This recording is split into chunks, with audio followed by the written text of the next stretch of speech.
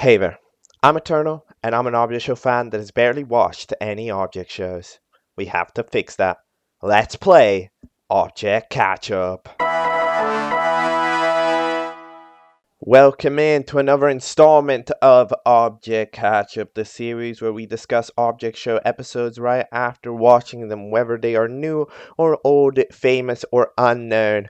We will get to it all. And today I have decided it's a Halloween day. However, it's a day to lock in because we must talk a lot of episodes, alright? So, Lockvasion is releasing today, but we're not going to be focusing on that today. We're going to need to take a look at that a different day because I'm not sure when the episodes release, and I'm not sure exactly want to wait for them to release in the evening. So, we're going to be taking a look at that in the following days, especially because, there's other shows releasing as well.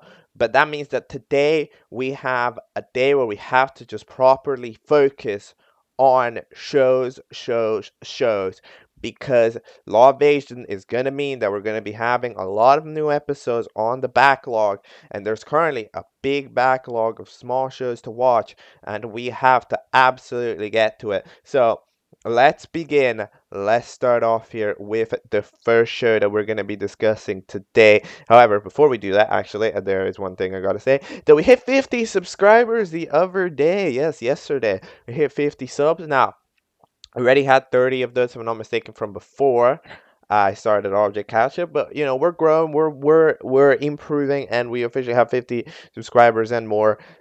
So thank you to everybody who has watched any Object Catchup. I absolutely appreciate you.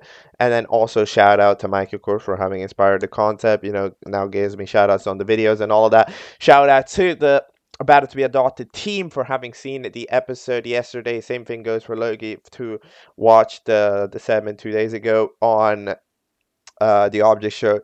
That is filler. Y'all are hugely appreciated for taking the time to watch my shows and stuff.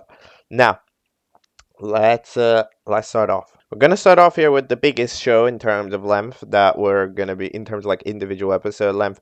It is titled DIBS, created by one Zombie Turtle 17. DIBS stands for Dial-It Battle Show. Had its third episode release last night, which means that we have to watch the previous ones. However, first we have to watch episode 1, which is the primary concern, I guess, because it is 35-minute long. It is a doozy of an episode.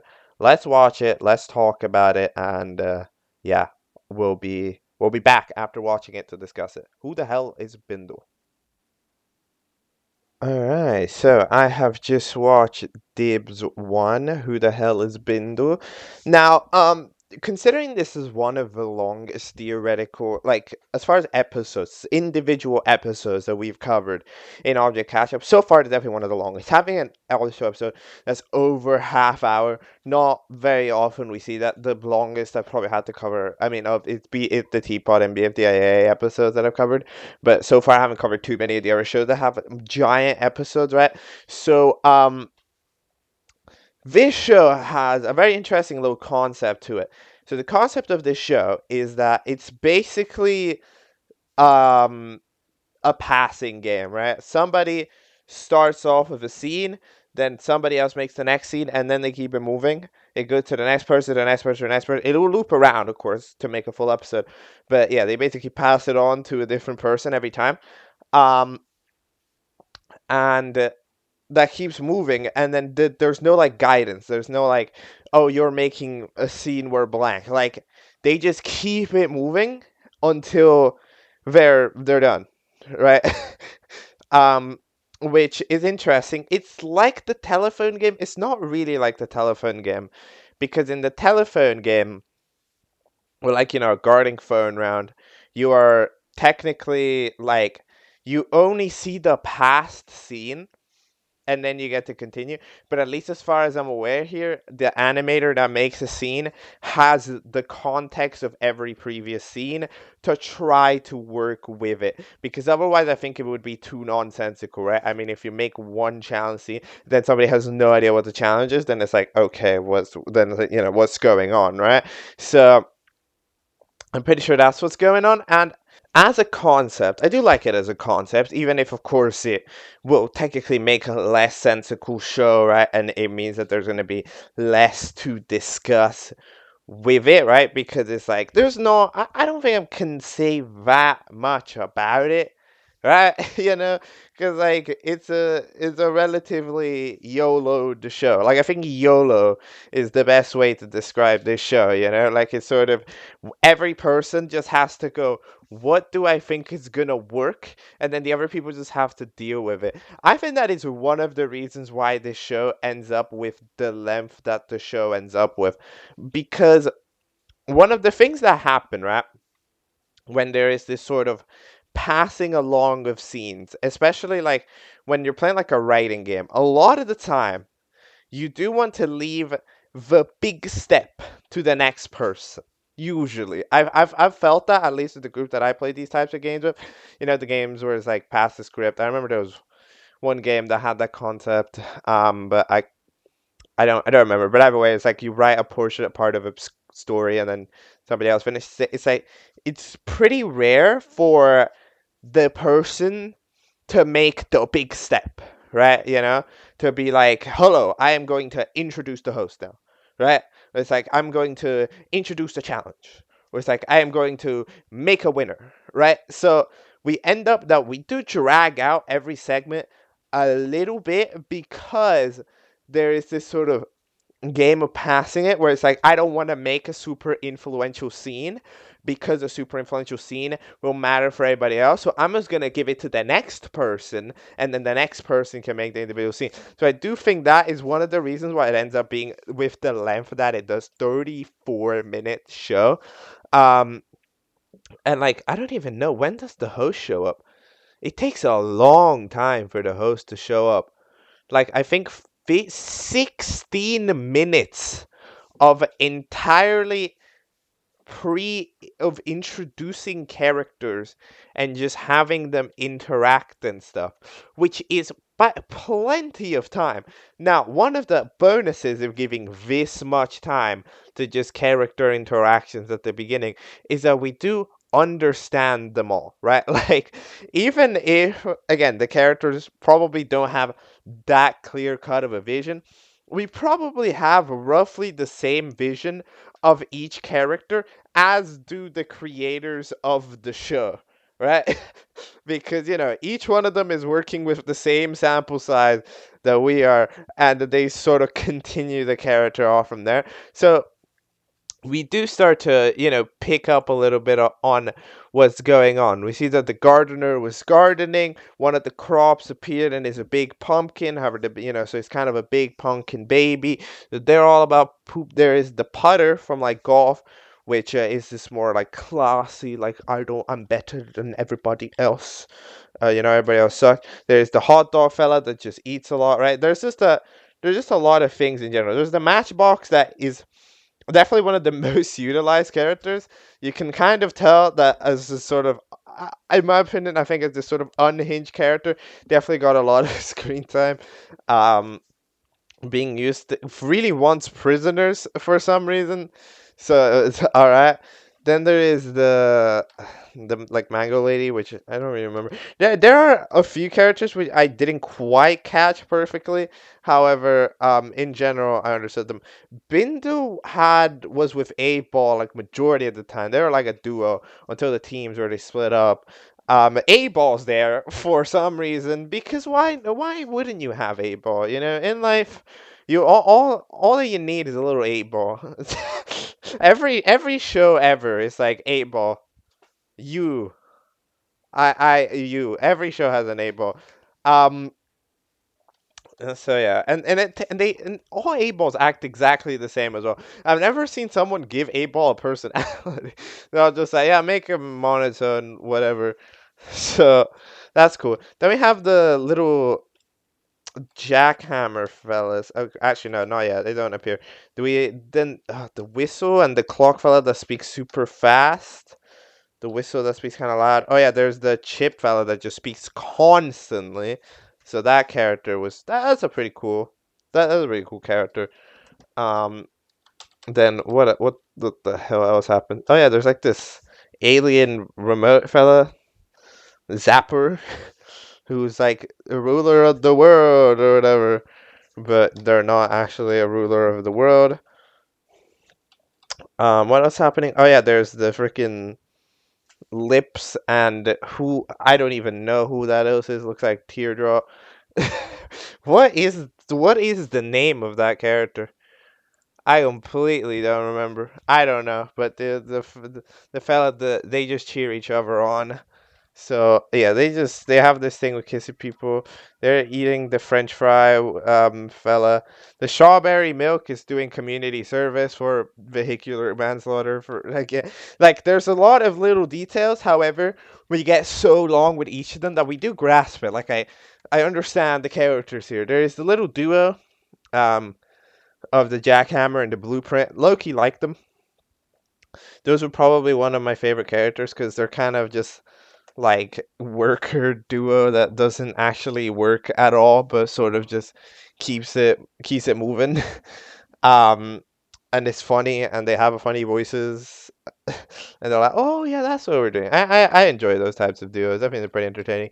Then there's the butterfly that's like everything is okay. There's like some computer fella that wasn't really relevant. Oh yeah, there's like who is that? They're like it's like it was like a David. What were they called? The weed or something? I don't know, but they're just kind of the nerd. So that's pretty all right. Then there's Railroad Special, which a character just barely even has a design. Like they're just like a rectangle. Which is interesting. Not sure why. Railroad crossing. Why would that be the railroad crossing? I don't know. To be honest. But yeah, there is a nerd. Then there is the princess. What is what were you? Oh God, I'm forgetting the episode right in the middle talking about it. I'm so sorry. There's like the princess bottle fella who is apparently a princess and is like royalty, but she's pretty nice, which is pretty cool. What else happens? Oh yeah, there's the acid fella though, just chilling in a cave. The acid fella feels like the most where everybody just agreed on it. Okay, acid is just gonna be scared of talking to anyone, doing anything because I am dangerous. Which, as a little concept, I mean, I do like the concept for a character. It's a bit one-dimensional sometimes because, of course, it's the only thing that you can really do with the character, right? Because it's like, well, sometimes when you write a character, you have to imagine, okay, what will I do with this concept? And then the answer is sometimes just nothing, right? Because it's like the answer to will acid do blank is always no. So yeah, it just ends up being not the most interesting character, but they do make some funny guys. David just dying. A blueprint is dead, so eventually they have to make a recovery center. Then there's this green fella. I do not know who this is. I was trying to figure out what object this is for like a long time. I think they said it once, but I didn't catch it. They look like a what the hell are they? It's like a green like cube. They look like a lunchbox. I'm gonna call them a lunchbox, okay? I'm calling him a lunchbox until it's not a lunchbox. But they built a recovery center. There's some like spatula fella that apparently gets poisoned from time to time by some like parasite, which is an interesting little concept. The A-ball. Oh yeah, they get stuck in cups for some reason. Why did they do that? I don't really know. The butterfly shop. Yeah, there's a lot going on. But then, all right, let's skip around a bit. They're all together. Oh yeah, no, actually, three new characters show up: Glove and Sock as a duo. So they're a duo, and then there is the second duo of the Silver Hyundai Sonata, which I gotta say is an interesting character for sure. Um, no, I kind of like the design. It has like the eyes with the, it's kind of like a Cards movie, right? You make the eyes like the headlights, which is pretty swag.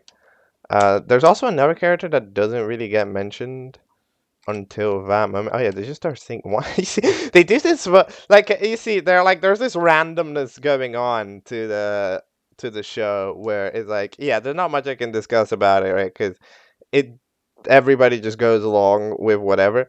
Um, but yeah, so then the phone is ringing, and the Kit Kat, which we hadn't even seen yet, comes in and picks up the phone, and then the intro plays. It's a pretty solid intro. And then we find out that DIBS is called Dial It Battle Show. Fair enough. I mean, we're stretching. Okay, to be fair, we're stretching it a little bit by calling it a battle show, which is not a term I've heard used. But like, look, if we gotta make the name DIBS, you can use battle show. All right, I see it. Um,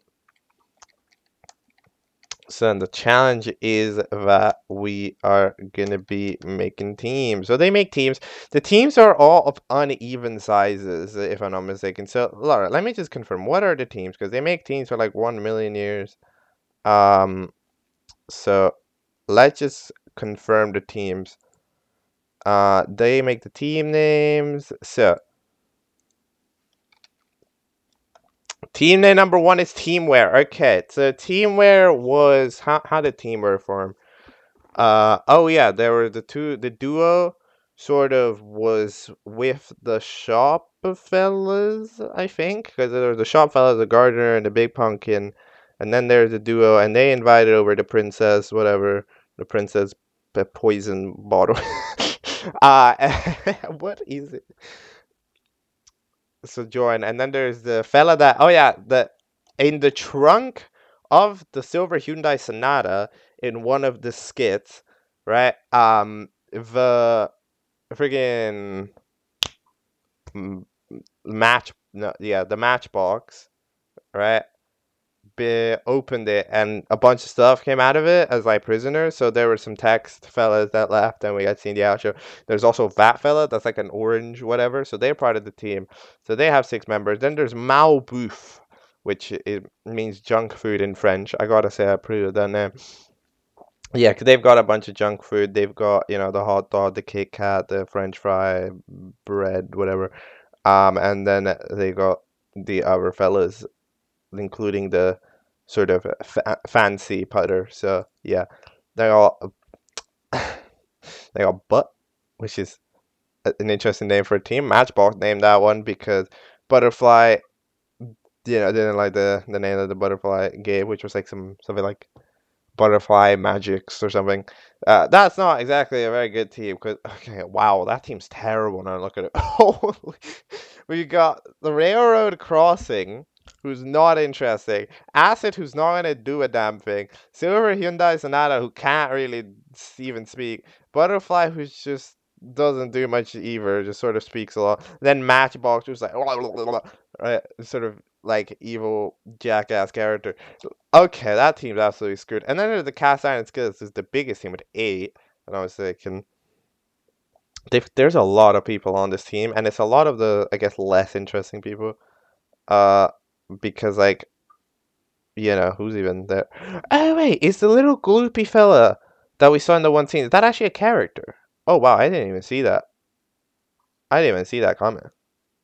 That's actually kind of crazy. But yeah, there's a strawberry milk. This team's okay. I mean, we don't get to see too many people. There's the collect the clock, I guess. Um, yeah, I don't currently care about this team, although it's got some fun characters. And then there's the burlesque clique, which only has 4 members. The whistle, the duvet, the 8-ball, and the who? I don't remember what you're called. How do I not remember what you're called? Somebody called them Funny Tangerine once. I'm gonna say the Funny Tangerine. That team is also. I mean, I do think the Reed is kind of funny.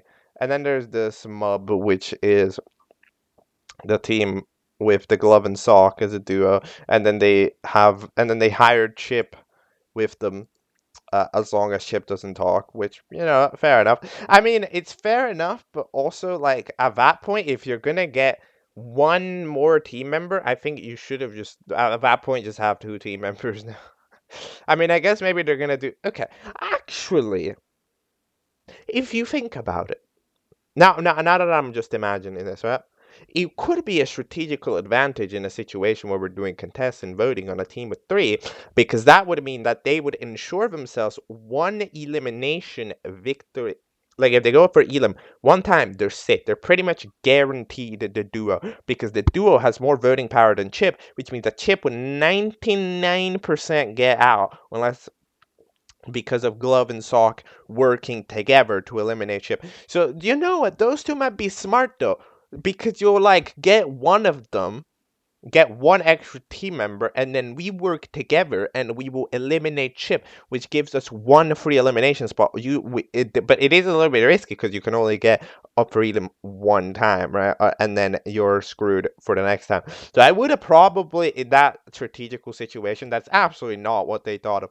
I guess you could have maybe done a team of 4, because if you think about it, you could still, when you have 4 but 2 are random, you would still be able to have a majority advantage because it would be like 2-1-1, right?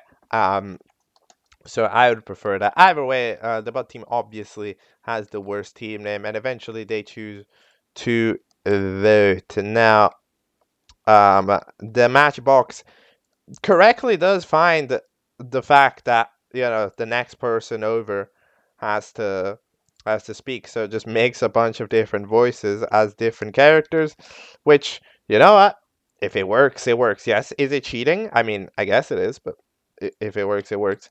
So eventually, with 98 votes, the railroad crossing got out. I'm not sure, I can't lie, surely at some point the phone needs to start getting a little suspicious, right? I don't. Surely, when I vote 83, you start thinking, holy shit, this team may have too many people in it, right? Surely. But either way, I don't know what this phone's doing. They do need a better job. The butterfly decides to leave the team, to quit, because I stand for peace and I cannot have my fellas get eliminated. Ooh. So they leave, and I guess are eliminated. I don't know if the freaking railroad crossing is eliminated because the butterfly is eliminated. So maybe they're both eliminated. Maybe it's a double elim, and the butterfly is eliminated alongside the railroad crossing. I'm not sure. They're actually, because we don't get to see railroad crossing go anywhere. You know, like they just kind of stay there, which could imply that they've stayed there, I guess. You know, I don't know if they are going to get sent to an elimination. The thing about the fun is that they can't do anything. Everybody just sort of going along with it, kind of. You know, like there's no prize. There's that, like that's kind of the thing that everybody forgot to establish, right? We forgot to establish a prize. Like, what's the prize of the show? You know, like why? Like, okay, they're doing this. Why? Is it because it's the phone that never rings rang? Is that the reason? Like, I don't know.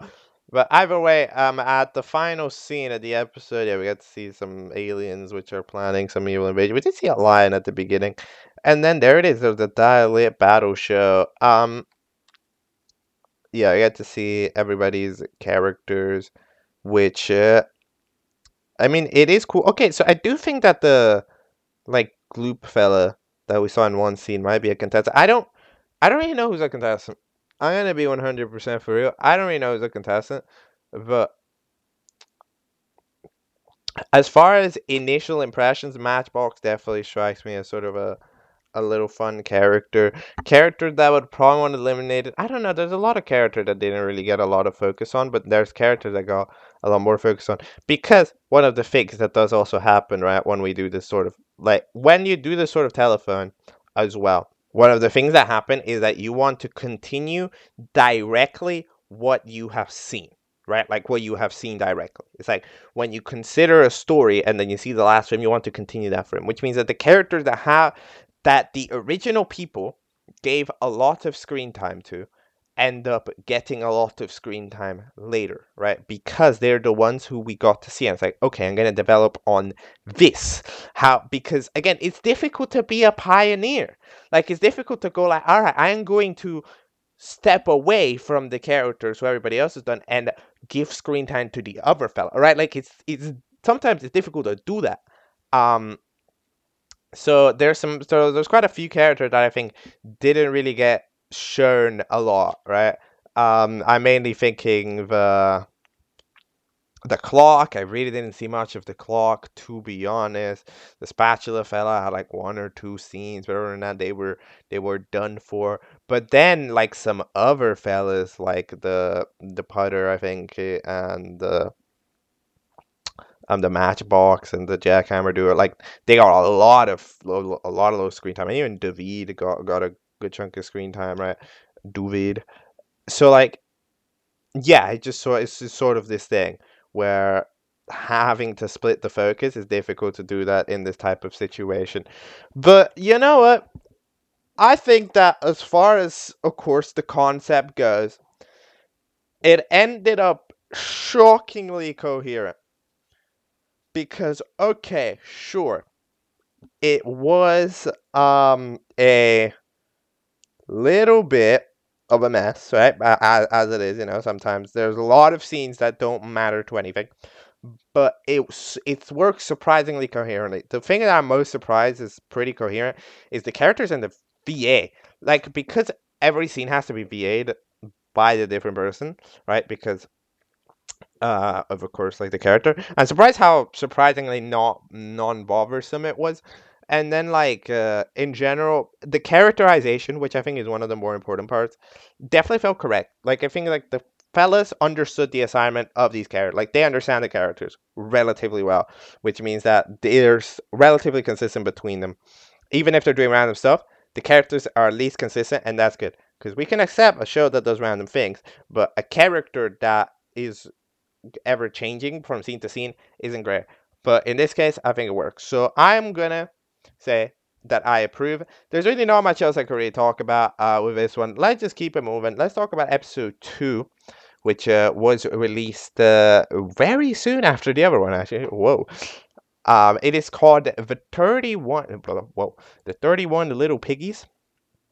Let's give it a watch. It's significantly shorter than the previous one. All right, let's go. All right, so that is DIBS 2, the 31 Little Piggies. Now, this episode way shorter than the last one, but it's not really because it's shorter like paced. No, because like faster paced. It's kind of pretty regularly paced like it was. Um, it's just not instead of like having 15 to 20 minutes just before any challenge starts, here we're cutting all of that out, right?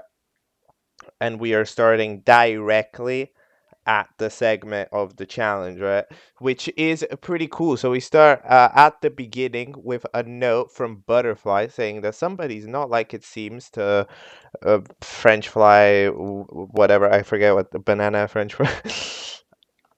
Which is interesting. Then it turns out that you can fit stuff inside Silhouette. Silhouette is a character, which I hadn't even realized the other time. I thought it was like a one-off gag character, but no, that's actually just a character that exists, which I did not know about until now, but now I do know.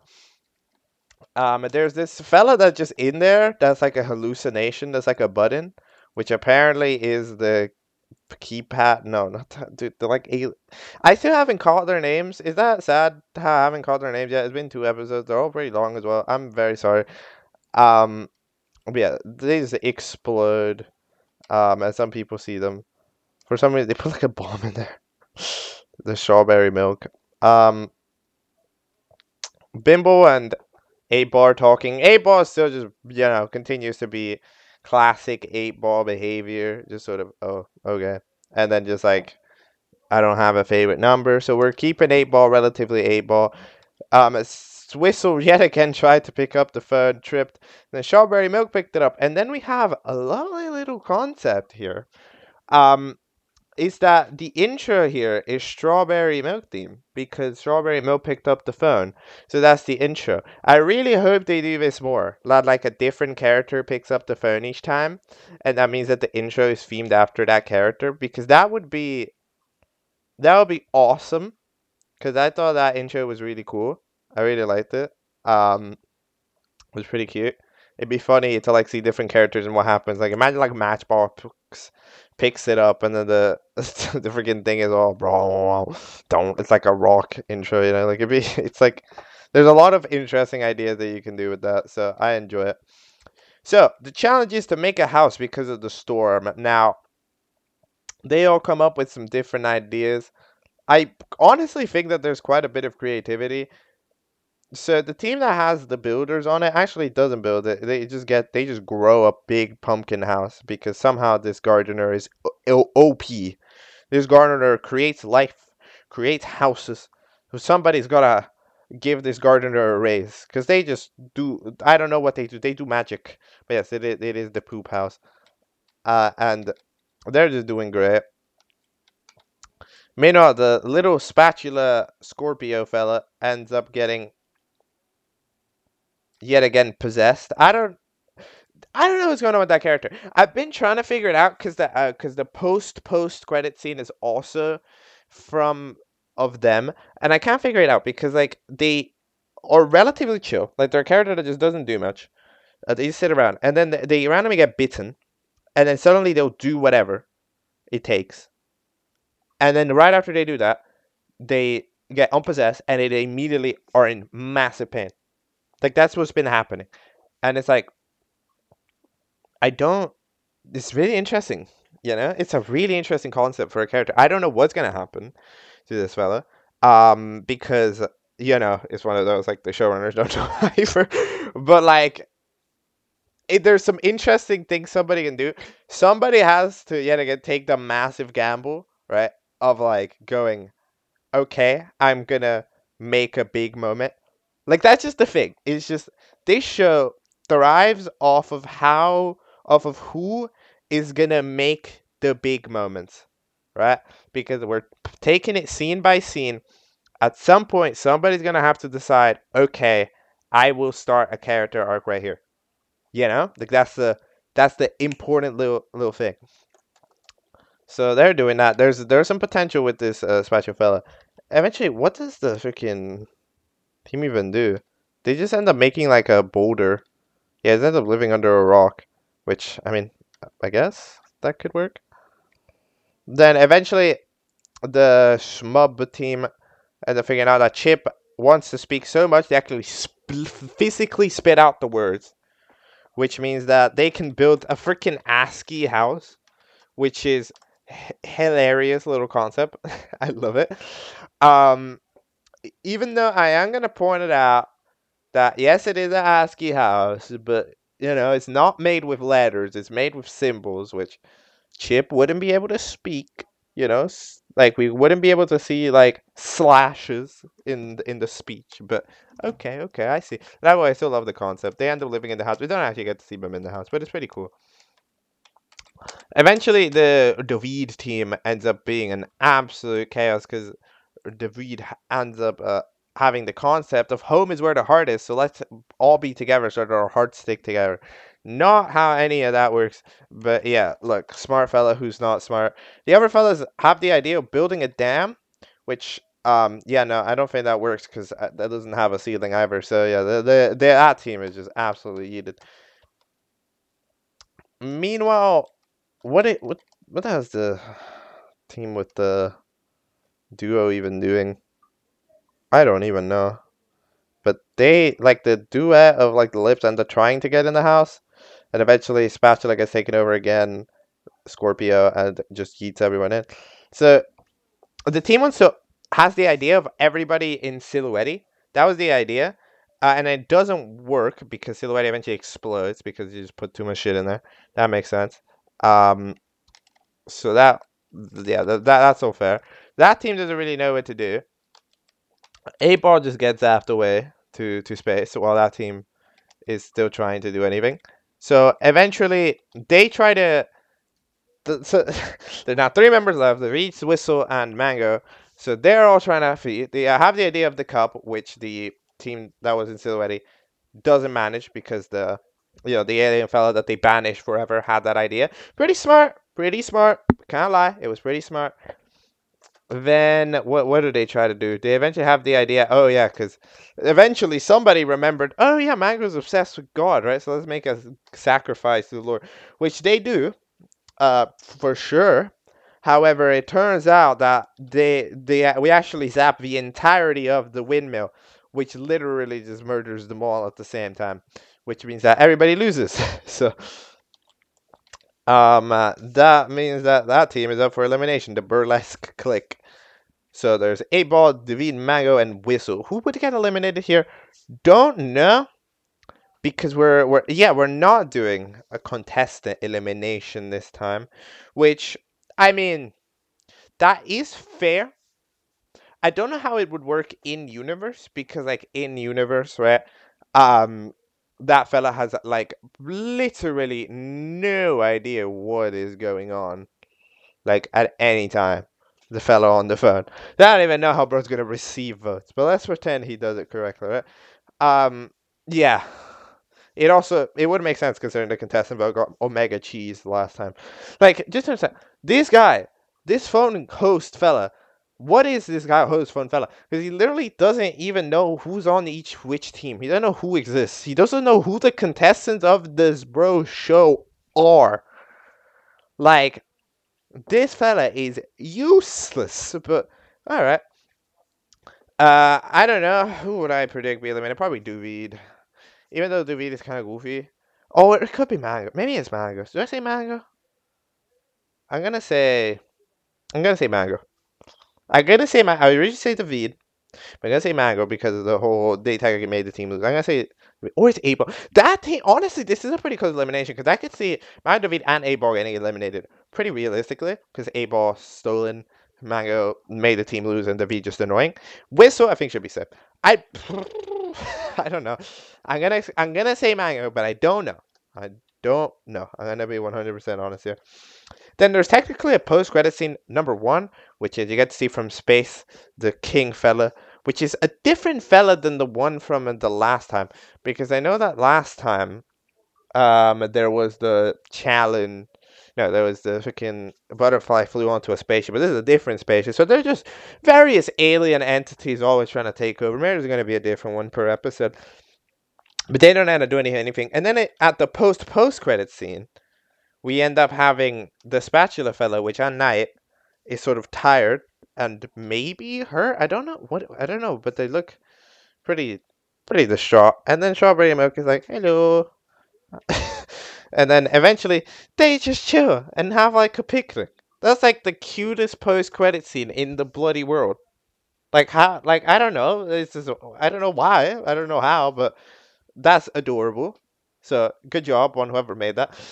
But yeah, this show, like, there's less to talk about in some other show, right? Because there's not that much of a character. It doesn't feel like there's character arcs happening yet for most people, right? However, yeah, that's just the main thing. Like, some of these fellas need to try to make it happen, right? Like, give it a dare, right? I can see it maybe happening with the Scorpio. I'm interested in the Scorpio, right? But like some other character, like we need to see some stuff happen with some other fellas, right? Because so far it's just sort of a show that's happening. And I mean that makes perfect sense for it to just continue being a show that happened. But I feel like its concept starts to lose itself. Not necessarily lose itself, but we start to understand it after the first few episodes when it's just drawing challenge portion and the next challenge portion. So I feel like, as an added on challenge, eventually they should try to make a character arc occur. I'm just saying, maybe they're not going to do that, but I would personally find it cool if they tried doing that, because then if it makes sense, great, really impressive. If it doesn't make sense, you tried. You tried.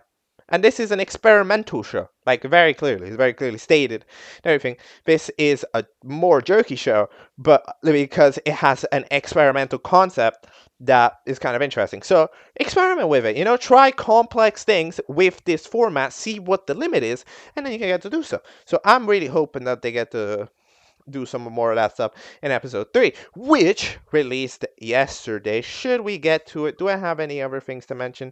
Yet again, not really. I'm just surprised still at how much the V8s aren't a bother in this case. Like, it just sounds completely fine. I think it's because we don't get that much time with each. So when there's a scene for scene transition, it's not like that bad, right? Like in general, it just ends up, oh, okay, right? It's like when you get used to a voice and then it changes, that's when you get confused. But like when a voice is just pretty dynamic in general, then like it's fine. So yeah. That's all I really have to say about DIBS 2. It's time to head on to DIBS 3, which released yesterday. The first episode released in very close proximity, but DIBS 3 released a few months later. It's called Moo I Mean Boo. It's actually shorter than 2, so the episode length is slowly going down. Let's watch it. Let's talk about it. Let's go. All right, let's go. Alright, I just watched DIBS 3, which is, a little Halloween special, I guess, episode. Because, moo, I mean boo.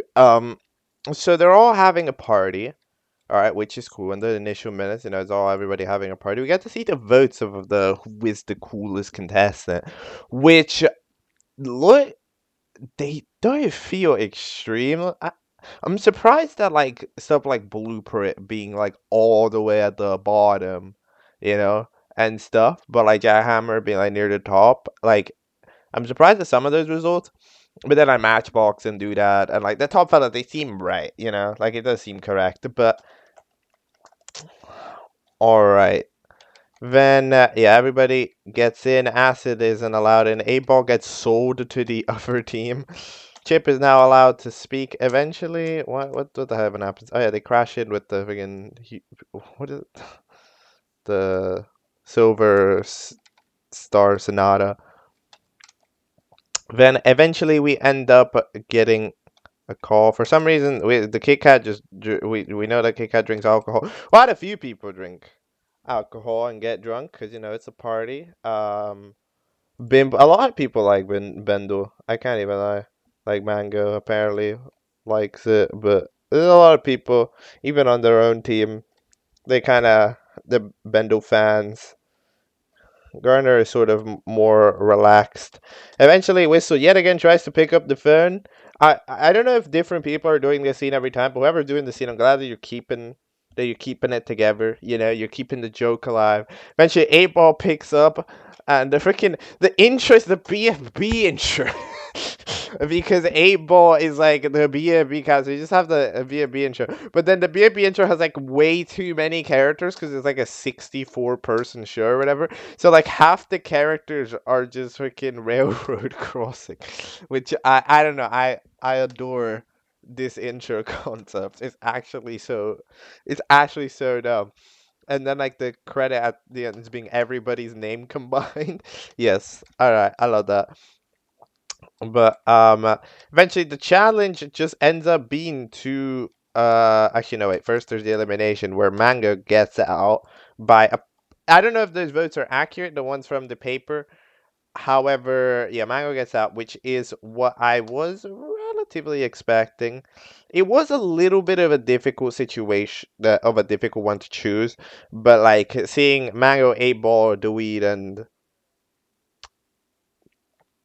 friggin' Whistle there at the bottom. That makes sense. That feels like the order that I would choose.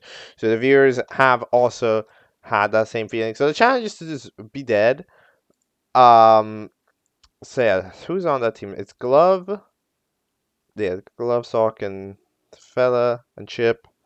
Then there's the team, the Cast Irons, because have 1 million members now. They now have 9 members. Well, two teams have 3 members, because yeah.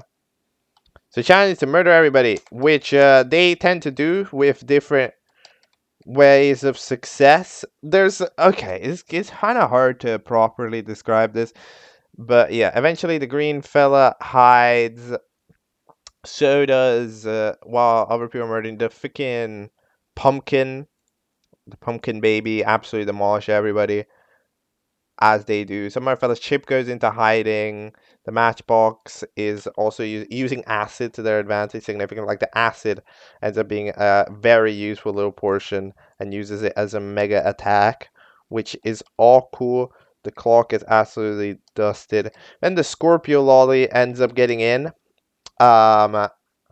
to the place where the other fellow was hiding, which is pretty cool. It's like, you see, this is one of those, that's one of those scenes where it's like, that I think is the biggest example of it just feels like a big thing was supposed to happen there, but it was kind of scary to put the big lore in that scene, so it just wasn't put in there. And eventually, just like, nope, I won't let you say the thing. I'll just say I don't know. So eventually, we just grab the scorpion out, and the scorpion ends up like destroying everybody. So they're all dead. Meanwhile, the cast iron skillers, they're all stuck in. They're all in one corner, so that's all good. Until eventually, they have the idea of. Well, actually, no. Doodad ends up just absolutely just demolishing everything. The Silhouette tries to fix Bindle again. It doesn't really work. Because even Silhouette's sad at it. I don't know why. Everybody just loves Bindle in the show. Like, in the show itself, Bindle's like fan favorite of the characters themselves, you know? Everybody hangs out with Bindle. So, which, I feel like a random character for everybody to like. But yeah, everybody likes it. Bender is the whole... And then the king of serial killers arrives. Stabs everybody as a prank, apparently. So that's interesting. For somehow, and eventually, however, the scorpion arrives and they all just die because the scorpion is omega powerful. So that's cool.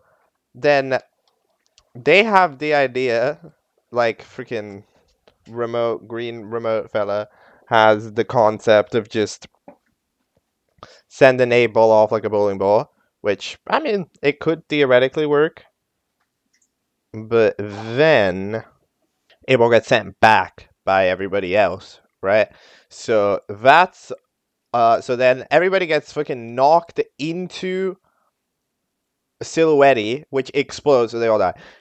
One of the things, all right, that this episode does quite well, all right, which I kind of enjoy, is that the challenge idea is pretty good from a like letting people just do whatever they want thing, right? Because there's not that much of a judging, there's not that much of a cooperation. It just kind of a fella does a thing and then they're dead, right? So it's a generally pretty positive like challenge in terms of getting this type of format of passing it on from person to person, right? Because there's not that much communication. Like, you need to understand where everyone is and what the status of everyone is from scene to scene. But what happens after, up to you, right? Like, genuinely, anything can happen. You know, it's not like, oh, we said that we're going to build the dam, so now this other person has to go figure out how they build the dam, right? It's like, here you could just go, boom, like, got him, you know? So that is a positive trait of this episode as well. The more negative trait is that there's like character interactions, I guess. You know, like in general, we get to see less character development. I understand character development is technically, you know, sort of somewhat of a myth in the show because the showrunners aren't going to agree on what it is, so aren't going to be able to properly develop a character. But it's, again, I think it's the type of complexity situation where I think it'd be cool to see it be attempted. You know, and like they nearly attempted it with Scorpio Lolly, but they sort of, but like back out. They were like, "Oh, he's gonna say something important." Nope, take it away. You know, and it's like, okay, then I guess not. So then that team is like entirely dead. All right, cool. Then Chip ends up being an absolute goat. Ends up demolishing the pumpkin fella because he's just, you know, he's quite capable. Yeah, we turn into Halloween pumpkin and everything, and then we get the Happy Halloween text. And the episode released on Halloween, which is all good. You know, it all makes sense. You get a Halloween special on Halloween, which is quite nice, quite fun. I wonder how prior that was planned, but well, yeah, then we get to see everybody be dead. I don't know how Whistle. I don't know. Whistle died, but eventually they're all dead, and it's the next morning, and the phone calls them yet again. It's like, hey, who's alive? And the answer is, it is entirely Acid and Chip. Then I guess somebody's like, shit, we forgot to make a scene where the fella dies. Where Acid died, there's two people alive. So then one fella just YOLOs it in one take, which, you know, I respect it. And then after that, Chip is the winner. So ends up having an advantage for next time. So good job. You know, I thought that team was immediately screwed because Glove and Sock just got out immediately. That was the first people eliminated. Were Glove and Sock, if I'm not mistaken, or like the second or whatever, because they both just immediately blitz out the door. So like Chip was on another level of challenge, because it was completely solo. But sometimes being completely solo, it's what you need. Because those fellas, they've only been holding Chip back, not letting him speak and all that jazz. So maybe this is the way. Maybe solo Chip.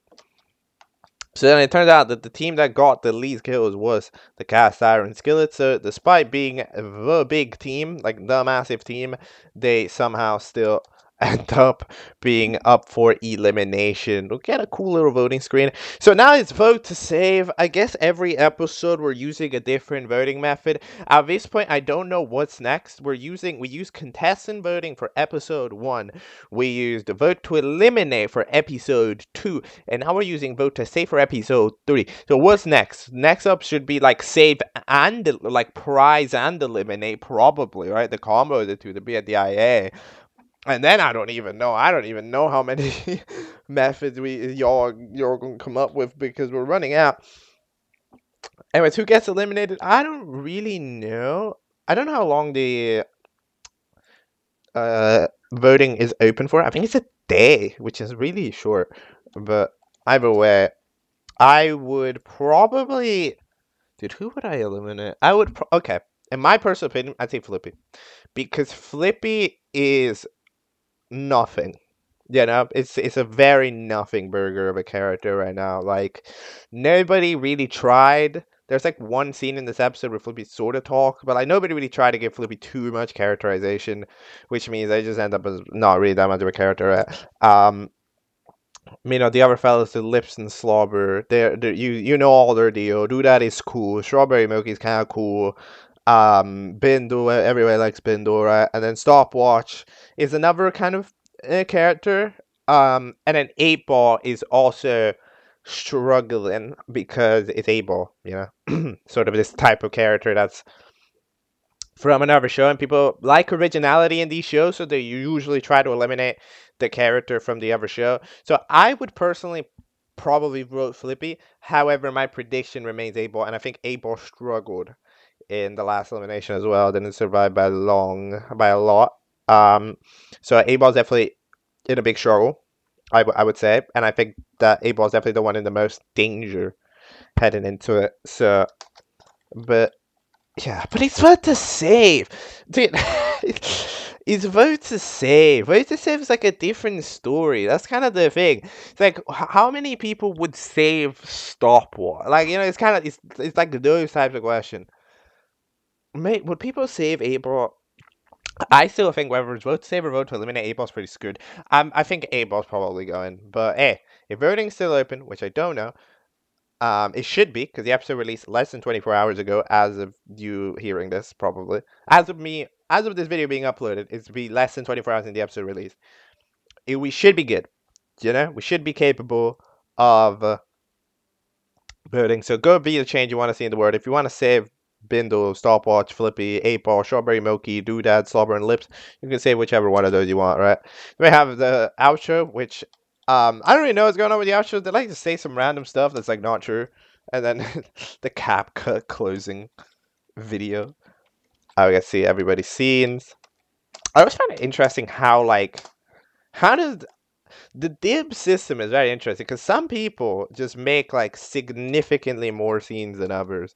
I wonder if there's like a requirement, like it's like, no, one person on the team must make a scene per episode or something. Because I don't really know how exactly the system works. Like, apparently somebody called dibs. Can anybody call dibs? Can someone just not call dibs ever? Like, can somebody just go like, oh no, you do this episode, I'm leaving? Or is everybody like forced to do a scene? I don't know. I think everybody on the team has done a scene in every episode so far. Some people have done multiple. So like, there's some interesting ideas.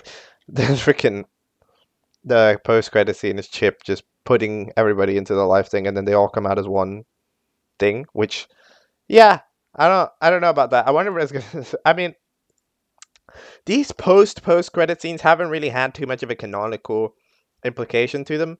You know, like for example, in the last episode in DIBS 2, the final scene was Strawberry Milky and uh Scorpio Lolly having like a interaction, you know, having like a picnic, and they're all building, and it's like, hey, maybe we're trying to build a friendship here, but no, like there's no interactions between those two characters, I think, at all in this episode, right?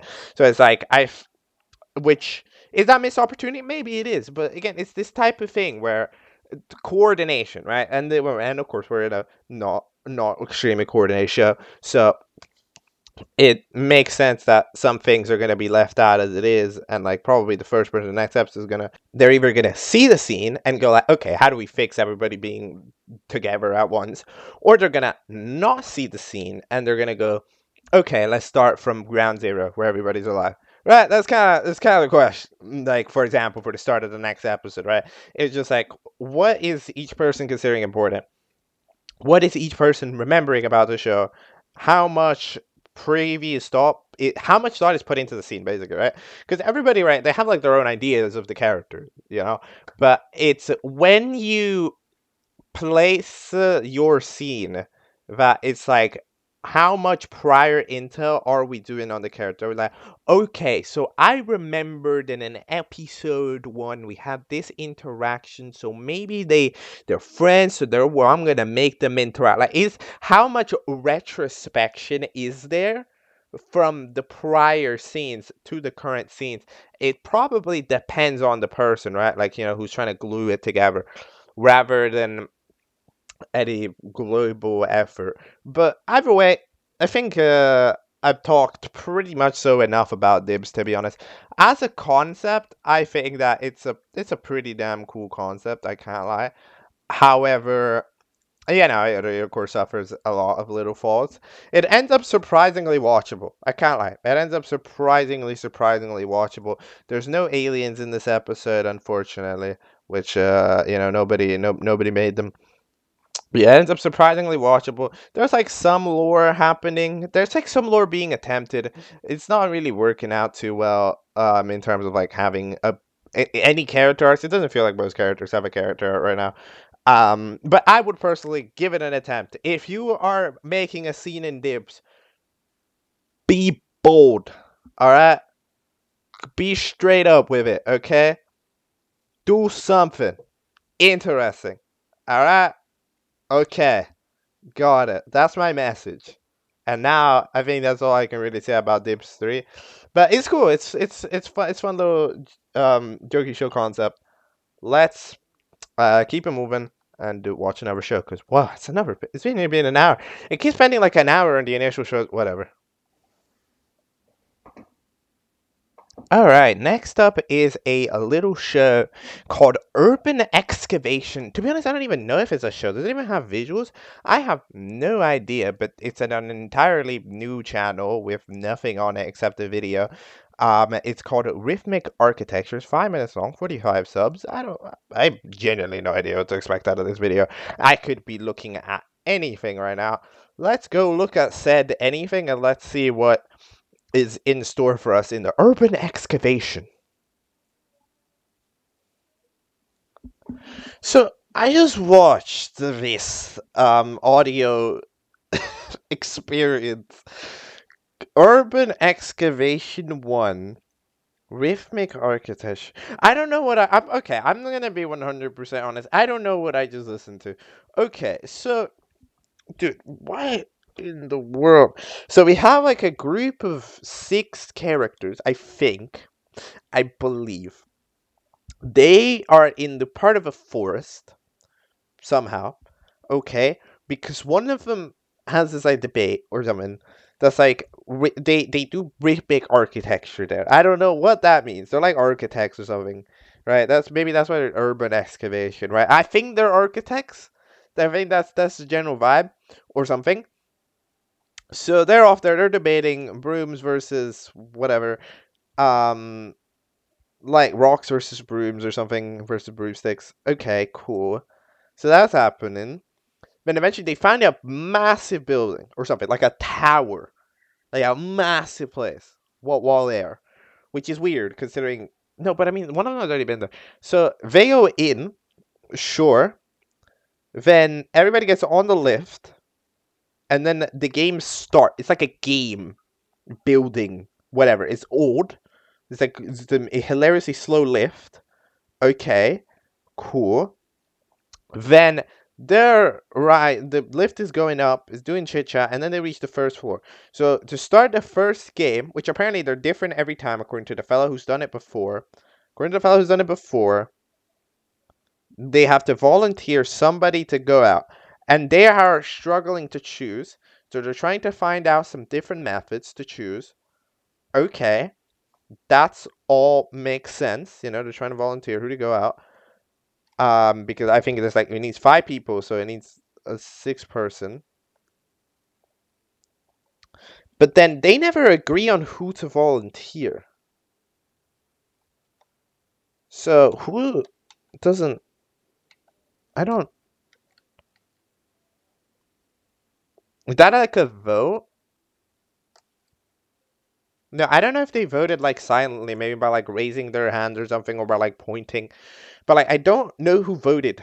Who opted out? Did nobody opt out?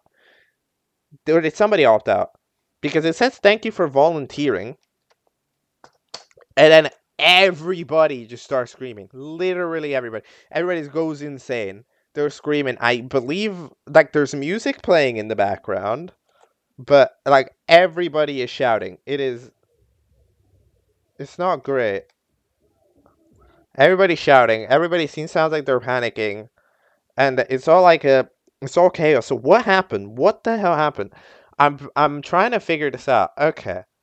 So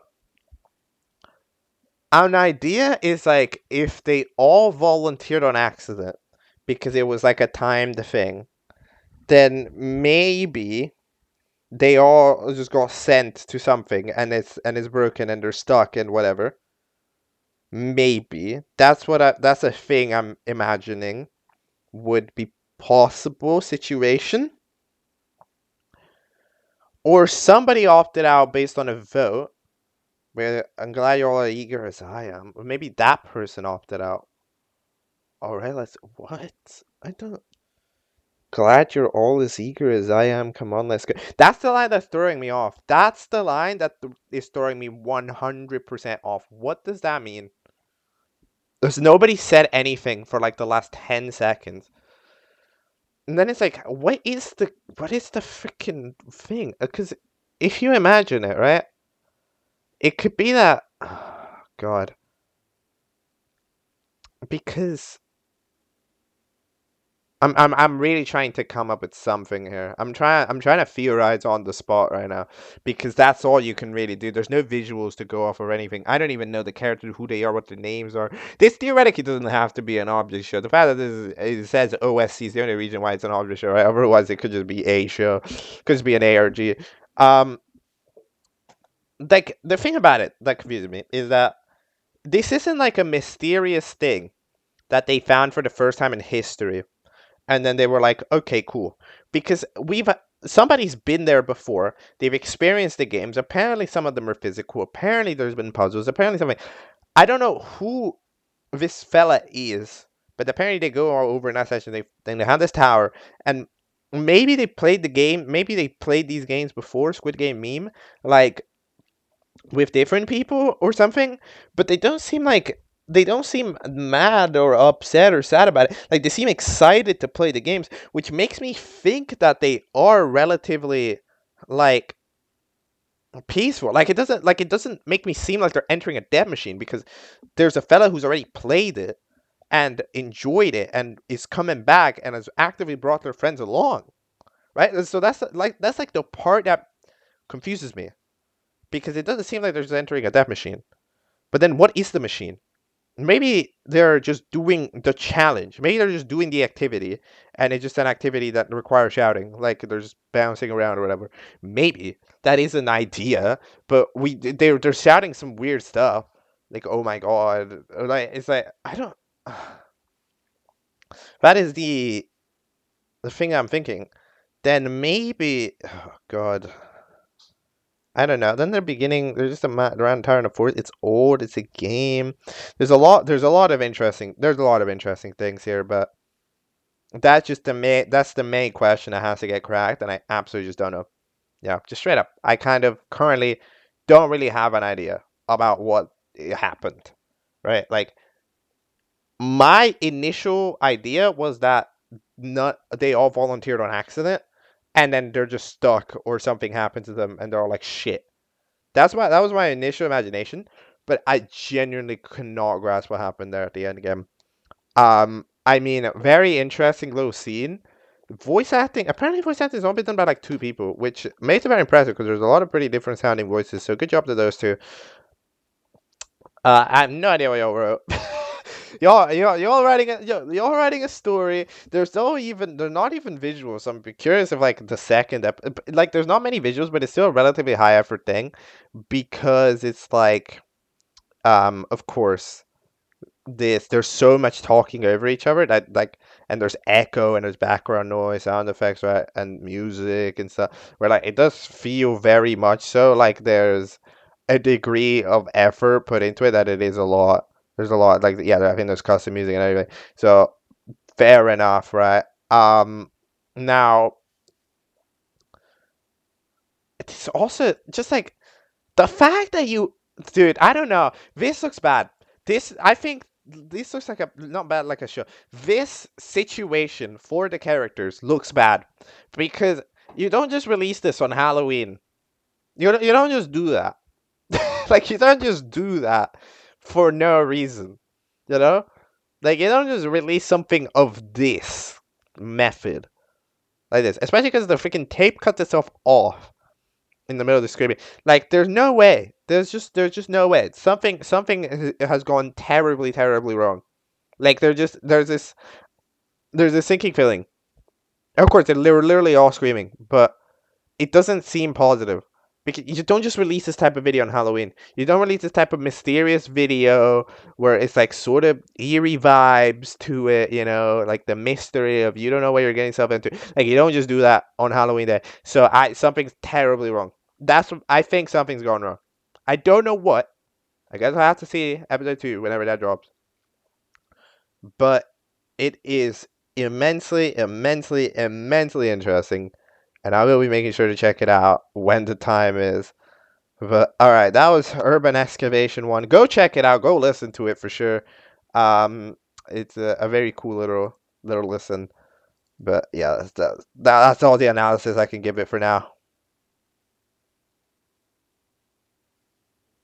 Alright, the next object show that we are going to be taking a look at today is created by YouTuber NextUpNoah, YouTuber 1.3k, and his current project is Cooked Project. That is the name of the object show. It has had 2 episodes, well, it has 3 videos, 2 episodes. It's the first episode divided into 1A and 1B. So we're going to be watching all 3 of those, starting with the first one, of course, Cooked Project 1A, The Great Mentos Disaster of 2025, released 5 months ago. Let's go.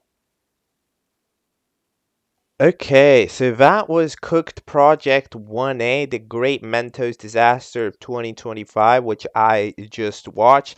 So this takes the 1A, 1B approach that shows like BFDI sort of take, where you do the introductory part where the characters are just kind of talking and then host pops up right here, right? And then eventually in a 1B, you create the segment where there's a challenge and then eventually a voting. Now, this is a decision that BFDI made, which was one of the smart decisions that BFDI made for sure, because it ensured that they would only make voting if there were viewers, which is one of the smart things about the original BFDI, right?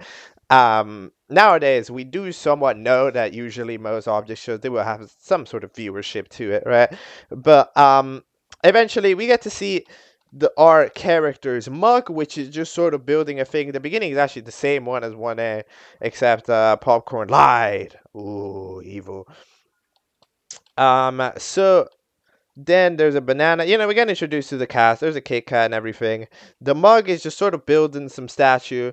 Not really sure why. So then there's an apple juice, which has created a soda. Why? I don't know. You are juice. presumably you would be more of a juice fan than a soda fan, but maybe you're trying out new ventures, so we'll take it. Also, drinks making... Is that cannibal? If a drink makes a drink. I don't know.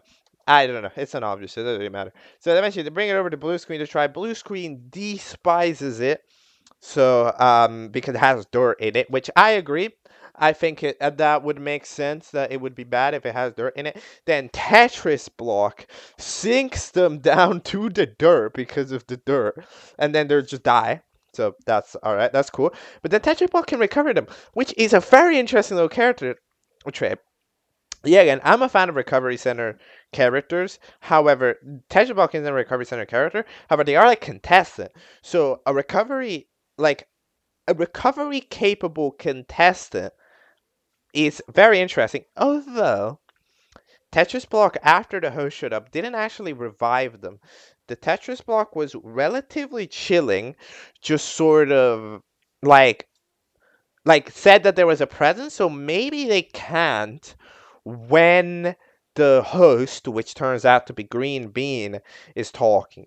Maybe that's what's going on. Although I'm not 100% sure. Maybe yes, maybe no.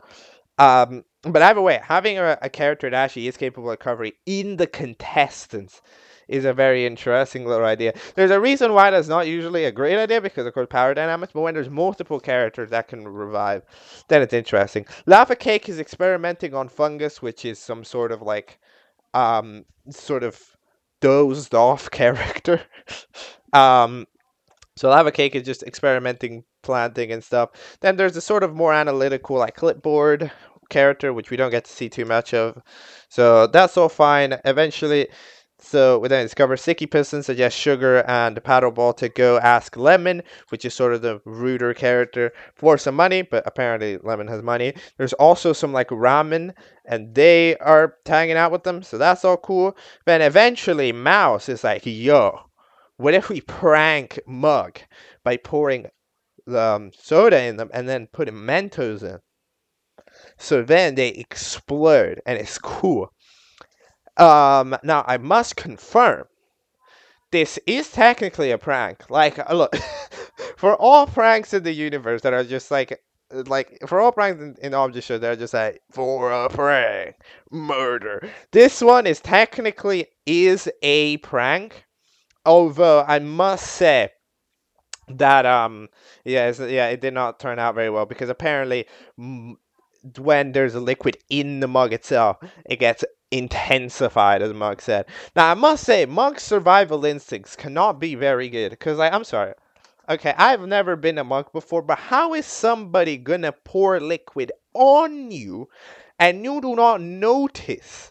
You literally do not notice until we directly out loud say pour the Mentos in. You don't notice that you have soda within. If someone poured a water bucket on, I would notice. What are you doing? How does Mug not notice? I'd have no idea. But either way, the Mentos get poured in, and there's a freaking enormous explosion. Everybody died. Sugar disintegrated. Everybody's dead. Except for Blue Screen. Which I actually really like that detail, because when I saw that scene, that was actually my reaction. I was like, Blue Screen cannot have died to that. Because Blue Screen, if you think about it, it's already like a crash. You can't really die. Because if you think about it, a blue screen of death is already a blue screen of death. You can't extra die. You can't blue screen the blue screen. So Blue Screen shouldn't be theoretically capable of dying to those things, and in fact they don't.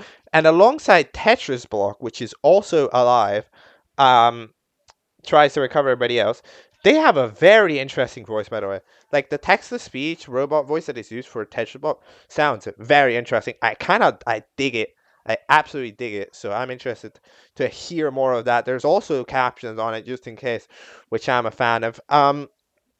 But in general, yeah, they're also alive, by the way. The Tetris Block is powerful. They didn't die to the explosion. They have got recovery powers, and they're just a contestant. They're gonna win. How will they ever not win a challenge? Unless it's a creative challenge, then I guess maybe. But that is this fella's OP. I'm scared. Then eventually the host Green Bean pops in. There are a few beans before. I know that like Sakurai show, which I haven't watched. Bean show has a bean host, if I'm not mistaken. This is a different bean. It's like a green bean with 3 arms. Recovers everybody. The mug gets angry, which is fair. Then they win a prize, which is a command block. Fair enough. You know what? People would be probably excited about that. That's a pretty good prize. I said the ramen. The ramen's not really excited about it. The clipboard isn't excited about it either. Not really sure why. The sticky piston. That's 2 Minecraft items. Then eventually they need teams. We get to see the intro, which is I like the side by side of every contestant. I like how one of them just says nerd, as if that's like a pronoun. But yeah, then we get the shot of all of them together, and then the cooked project. So yeah, it's an alright intro. I don't mind it. And then eventually the episode ends on the intro. I like that. I like that the show ends on the intro. Because like, all right, this is the show. You'll get to see more of it. So with that, I mean, considering, no, you can't have a 1A without a 1B. Let's just watch 1B. Let's not dwell too much outside of that. Let's go watch it. Let's go discuss it. Alright, I just watched Cooked Project 1B Tetris Blocks Crashout, and this is a pretty interesting little show. I can't even lie, right?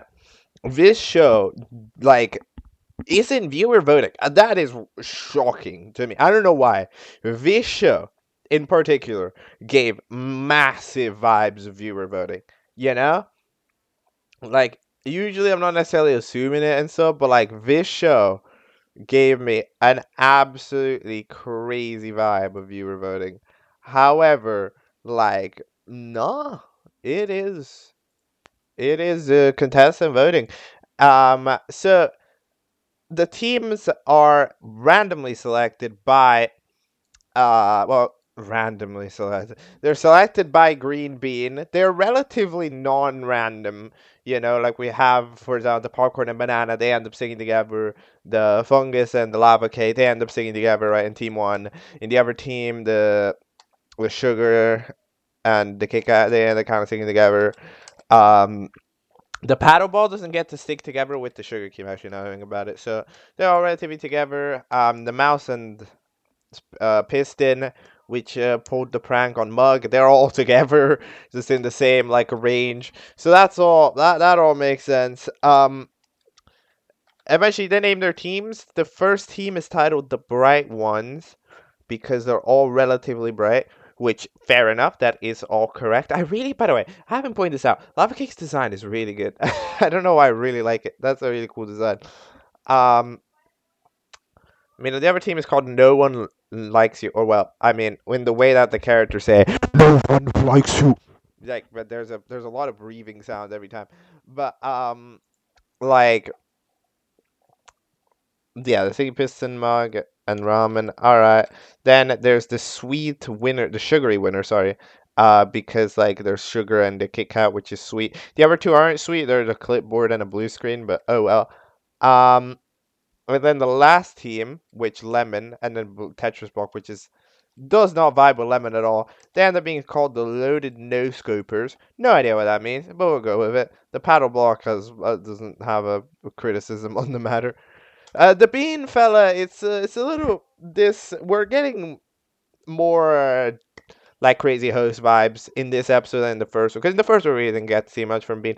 Now it's more like proper object show host type deal, Is that, alright, we got a fella that does dangerous challenges where people die and then they'll get recovered, but then one of them gets exterminated at the end of it. So it's like, okay, I see what's happening. We got a little bit of a crazy host. They speak sometimes in a little bit of nonsense. They talk over people. They ask questions and then don't allow answers. So I see what's going on. We got a little bit more of a crazy little host. So the challenge is an obstacle course. It's not a hard one. Doesn't look like a hard one because as an obstacle course, actually, literally, as far as I'm aware, nobody straight up fails at the obstacle course. Like, yeah, and nobody fails at the obstacle course. Eventually, they either fall off as a strategy or because of other teams. But like actually falling off the obstacle course out of just like skill, everybody can do it. Everybody who made it, who wasn't hindered by something external, made it to the obstacle course. So the obstacle course is pretty damn easy. But yeah, so the few teams are going at it. It's a relatively fast obstacle course, but they all have some pretty good strategies. Like the sugary fellas, for example, all are pretty smart. Like the clipboard, who's pretty smart, and the blue screen is pretty smart. They're helping out the sugary boys, helping out Sugar Cube get up. So they're all doing a pretty good job. Then there is the lemon team, which lemon ends up falling off after banana tackles them. Which, yeah, this is a true team. So that team ends up going for a sabotage strategy. And the thing about a sabotage strategy is that, as Sticky Piston pointed out, right, it is in fact technically actively worse to have all of your members on, because you're gonna have to wait for everybody else, right, to get through to the end. Okay, you have to wait for everybody to get through to the end, while also um like just not well, it's not that. But like when somebody falls off, you've now got less people to deal with that have to get to the end, and then once that person gets to the end, everybody gets recovered, you just win. So like the sticky piston strategy, which was to throw everybody else off, um, and YOLO the challenge, is absolutely the strat. Like it is absolute 100% the strategy that you should take in a challenge like this. The main issue is just the sticky piston sort of outdoes themselves. Like they try to go too fast or don't good, and end up being too tired to really continue, which is unfortunate. I would have maybe brought along two people, and then like one of them pushes the other off. If like there's one of them's tired, it's like, go without me, I'll jump off or something, right? But other than that, I don't know. Sticky Piston does that and then just takes a run. Tetris block, now that there's no lemon to deal with, just absolutely so. That's the challenge. As I said in 1A, this fella's way too good. They're literally physically OP. Like, if Tetris block doesn't want to lose a challenge that is based on athletics like this, they won't lose, right? The only way that the Tetris ball will lose a challenge if it's a creative challenge, like draw a painting or something, and then it doesn't end up being a good painting. But in terms of like little challenges, like get point A to point B, do thing A or do thing B, like Tetris ball and just YOLO it. So Tetris ball, I'm pretty sure ends up being the first team safe, like relatively notoriously, like has good reaction time and everything. Demolished the banana, like they are just monstrous. But yeah, the Sugar Cube and the Piston, they are racing. I mean, or the other teams get by relatively unscathed. The bright ones as well. After banana gets off, they just kind of make it.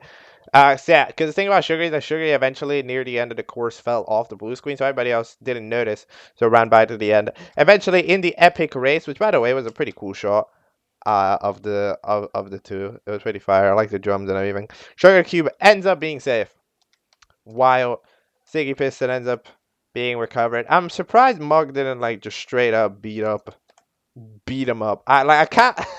Mug is honestly like, sure, Mug is kind of mean, but Mug is like significantly nicer than I'd expect a person to be in that situation. Like Sticky Piston has actively made your life worse 99% of the time, and you're just like, you are a disappointment. So that makes 100% sense. Then the voting, which by the way, cool little voting song. So Mouse votes for Mug, which makes sense. I'd expect that. But Sticky Piston votes for Ramen, which is absolutely doesn't feel like that makes sense. As a decision, I really like the challenge idea, but like, surely you vote Mug in that situation, right? Because Mug's voting you, and you're dangerous. But like, I don't know, because like I thought like Sticky Block and or Slime Block or whatever and Mousy, we're gonna be in cahoots, we're gonna cooperate a little bit, right? And I was like, okay, then maybe it's gonna tie 2-2 and there's gonna be a tiebreak. But no, somehow they disagree, because for some reason Sticky Block goes after Ramen for no reason at all, and then proceeds to get, and then Sticky Block gets eliminated at 2 votes, and they get absolutely dismantled. So yeah, look, it's a little bit of a danger, when you take the leap, right, of trying to take on the challenge yourself, as it goes. And in this case, it didn't pay off. Other notes right now, because of course we're going to be seeing Project 2, which took around 3 months to make, so we're going to see if there's any improvement. So far, apparently voice acting is all by one person, in which case it is pretty damn good. Yet again, I'm not a big fan of some voices, especially the bean. I can't lie, there's so much wind coming through the microphone, specifically when doing the green bean voice, that is sometimes don't like. Other detail that I don't like is that the music, in my opinion, this episode was a little loud, especially around the beginning. Because, okay, so the thing about it is that you tell me to lower the volume, right? Because there's a loud noise warning at the beginning or whatever. All right, cool, I can do that. But then you do that, and then you proceed to have the audio be like roughly on the same level as the music. So then it just becomes harder to hear the characters. But if I turn it back up, I don't know when the loud noises are incoming. What would I recommend? Okay, well, look, with 100% honesty, right?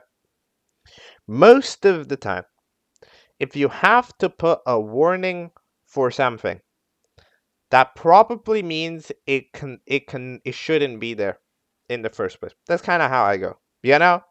It's like if you need to put a loud noise warning or a jump scare warning, or even a lot of the time an epilepsy warning, right? Like you can most of the time just not do it. Like you could just replace it. Make the sound quieter, right? Like it's not a big deal. Like it's not going to change the integrity, right?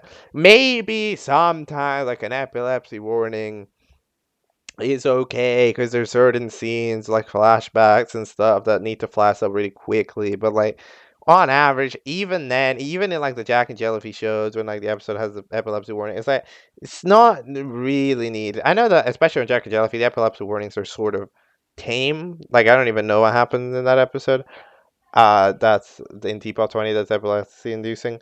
And I don't really know what. And to be honest, I didn't even hear what happened in this episode that was a loud noise warning, but I still listened to it and lowered the volume, right? Just in case the loud noise wasn't coming.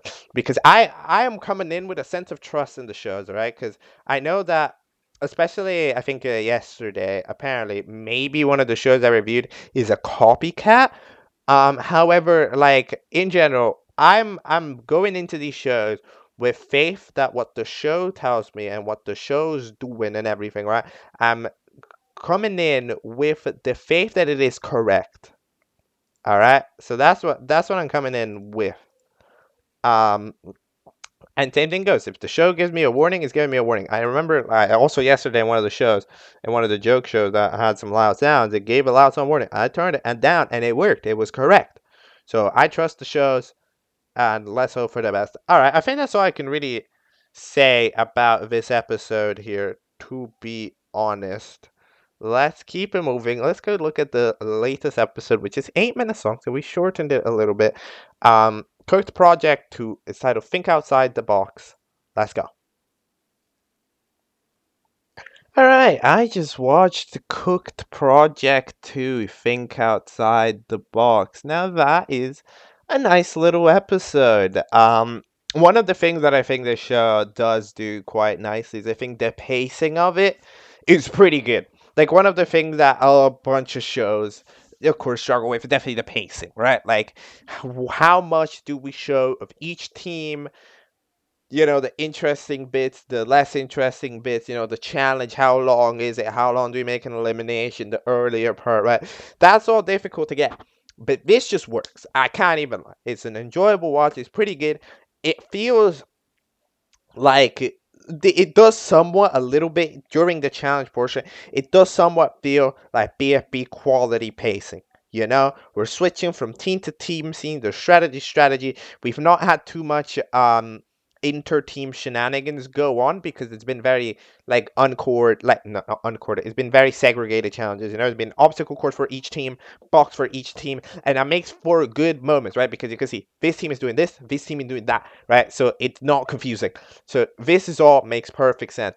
Now, first we get to see that actually we did not exterminate Sticky Piston. Apparently, that didn't happen. Which is good. I guess I would enjoy if that wasn't the case. Um, obliteration or something. So that's cool. So they actually go to the Elimination Hotel, which is on a whole different island. It's sandy there. Um, Apparently, Sisyphus isn't even stuck in their own room, which is pretty interesting. We got to see some paintings of like an asteroid and stuff. Yeah, Siggy Piston is just chilling. They can't rejoin, but they exist, and they're just chilling on that island. So I don't know what this host is. I don't know what this host is doing, but like they seem pretty. I don't know. They're like a bit of a crazy host, but they're not like crazy crazy. Like they'll let stuff happen, basically, but they're not like I will destroy you for no reason type host. So it's like a neutral host, you know. It's not like a evil host, but it's not like a nice host. You know, it's like a middle of the pack host. Which all right, I see what's happening. You know, I understand for sure.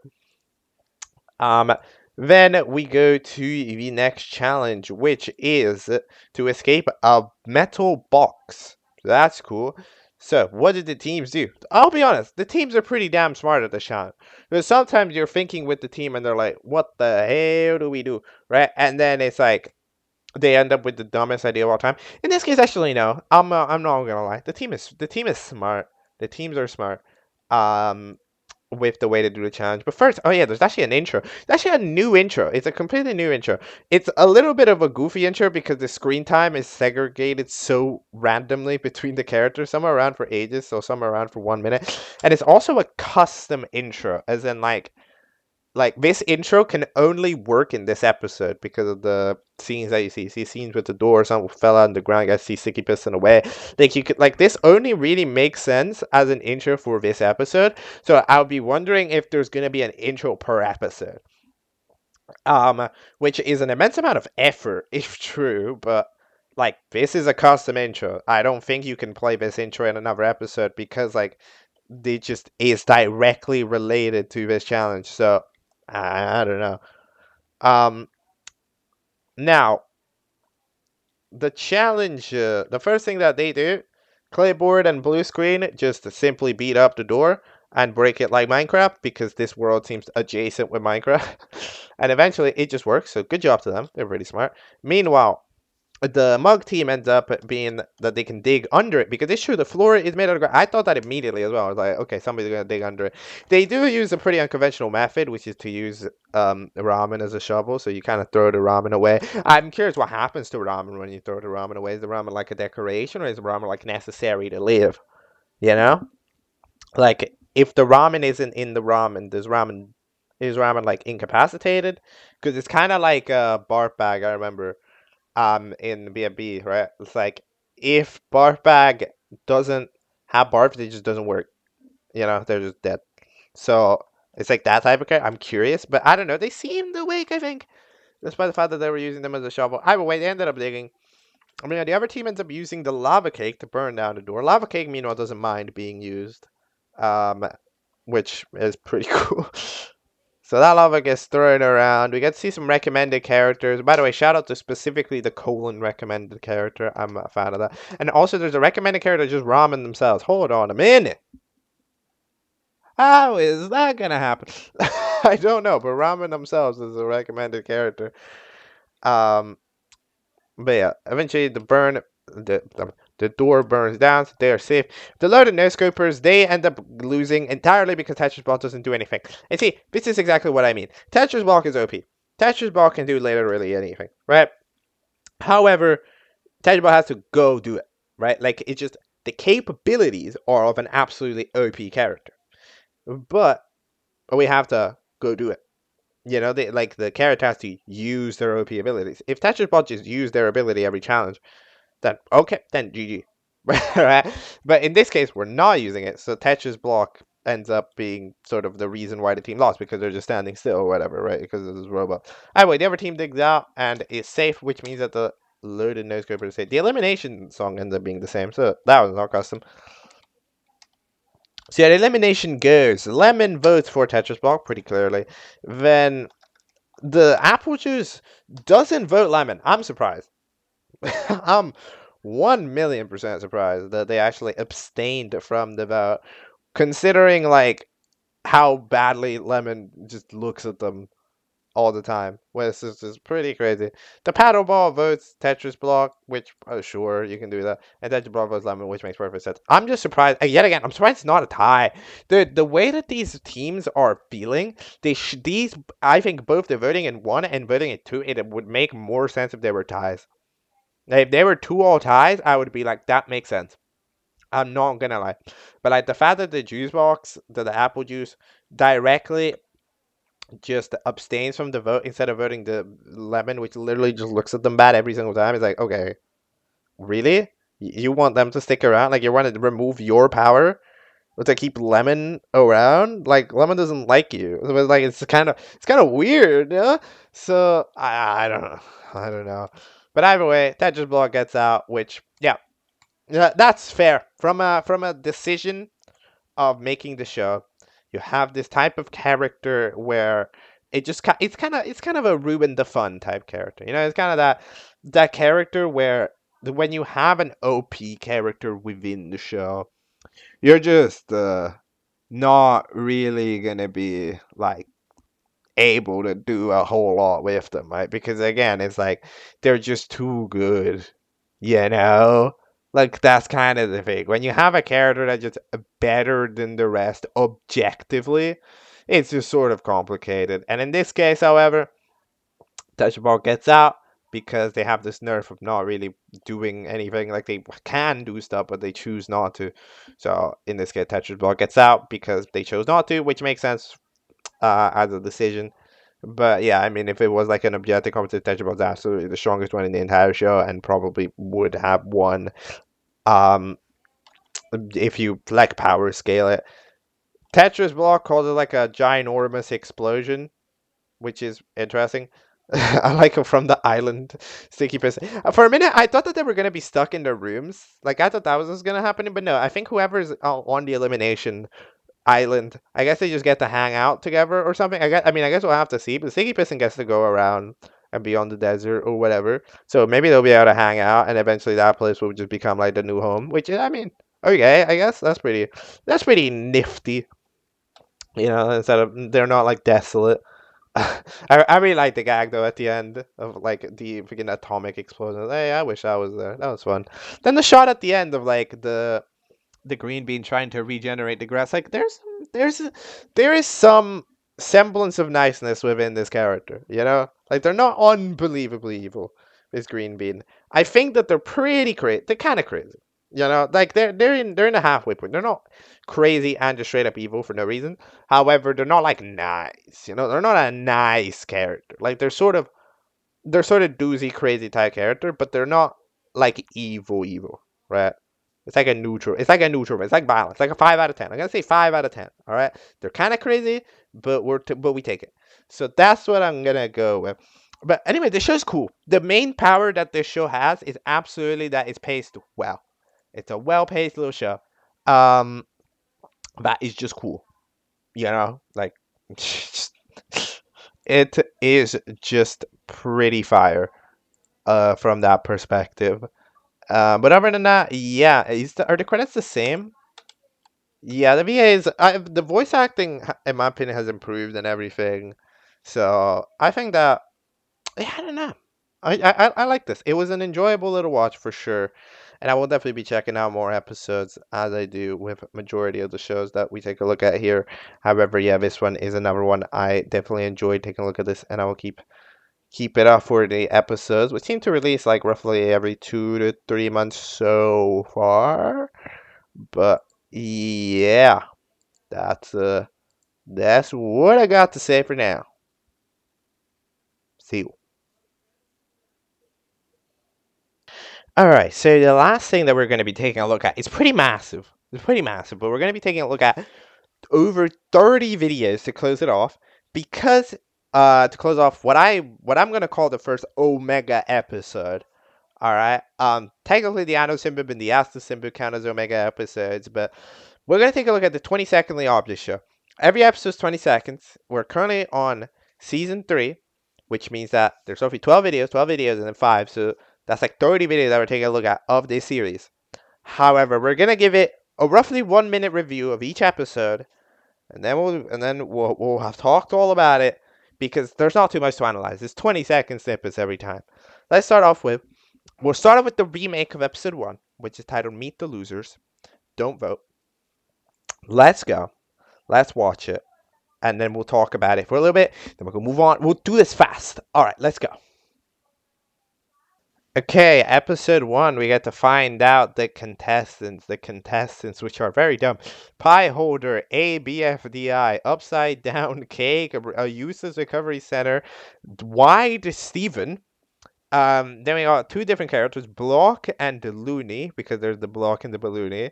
Then we have Strong, because it's like the strongest team on Earth, is an image of them. Then there's the BFB25 votes as a character. And then the challenge is the first team to be upside down wins, the cake. It's all hosted by this clock. Is this good? A cast. It's kind of dumb, but at least every character is dumb, right?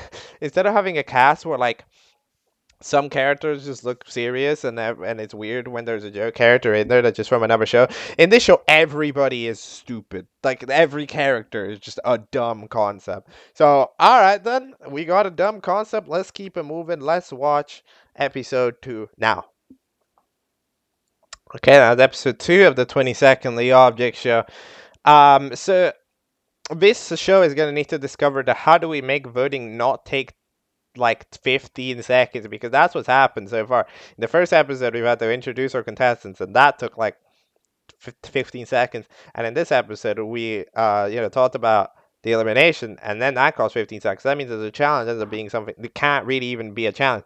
The first challenge was just like be upside down, which upside down cake already is, and the second challenge is be pointless, which the pointless cake already is. So like we're just not really doing any type of challenge at all. Here we at least do have a voting screen, which is nice. I appreciate the voting screen, especially because we're not getting introduced to every contestant. We do also figure out that apparently no, the Balloony and Blocky, they are one character. I thought they were 2 characters, which would have been interesting, but unfortunately no. I also do like how they're standing on the pie holder and everything, but yeah, I'm hoping that we get some real challenges incoming in the show soon. Let's keep it moving. Let's go. 3. Alright, that was the 3rd episode, and as you can see, we're improving a little bit on the elimination. The elimination was done quickly, sharply, fastly. We did have a tiebreaker, which slowed it down. It was to break the tie. Yes, I get it. It took 7 seconds, but those 7 seconds are gold when we're talking about a 20-second object show, right? We need every second that we can work with, and a tiebreaker is not what we need. But either way, we move on. The challenge is to paint. Love this challenge because you can just show ultra fast. You go ban, dun, dun, dun, dun. However, you can also give complexity to the challenge at the same time because the people can pause, look at the painting, be like, why is this painting? Do I like this painting? Is it cool? I like the painting that the BFDI gave with the announcer debating. Because of like who owns the BFDI. I like that. But either way, the clock ends up winning after the pie holder ends up winning after drawing the clock drawing, which makes perfect sense. Narcissism is cool, right? Who's getting eliminated? No idea. Let's watch the next one. Go. Alright, there we go. Episode 4, we have another relatively speedy elimination. I think it's the fastest one yet, taking about like, I don't even know. Take about like 7 seconds total, which that's pretty good. Upside down cake gets eliminated. Makes sense of no elimination and no challenge, which means that we are getting a debut, apparently, recommended characters. I guess we'll discover. Then we'll have a probably quick version of the BFDI version of the recommended character, right? Where everybody says their word, except they're gonna get like 3 seconds each, and it'll be great. Depends how many recommended characters there even are gonna be. But yeah, I mean, this one, there's just so little to analyze, right? I mean, it's interesting to see the voting pattern when every character is stupid, but I guess Upside Down Cake is like the least interesting of the characters. I would probably agree. I don't know why people aren't voting for Wide Steven, but oh well. Let's keep it moving. Episode 5, go. Okay, that was episode 5. Now, I mean, there's a lot we can look at. This is just generally the speed of the character introductions usually. Like they just go so fast. So yeah, there's Floppy Disk, pretty cool looking, pretty cool voice as well. Bicycle Tire, we don't really get to see much about them. Green Duck, we don't really get to see much about them, but they only have one eye, but it's interesting. Pitchfull is called Goals for some reason, because like self-insert, damn. Picture of Tree, fair enough. There's the closet, which is screaming. I hope they get in, 'cause they sound pretty cool. They look like the one from Doors, the game. Sender Scop Thrower. That sounds like something with already been the go. Alright, Tweekin, a Poison Claw, whatever that is. Who would I personally vote for to join? I would vote for Closeted because they look interesting and they got the most screen time, which means we got to hear the most about them. But as far as everybody else is concerned, there's some interesting ideas. I wonder how many options, if any, needed to get scrapped out.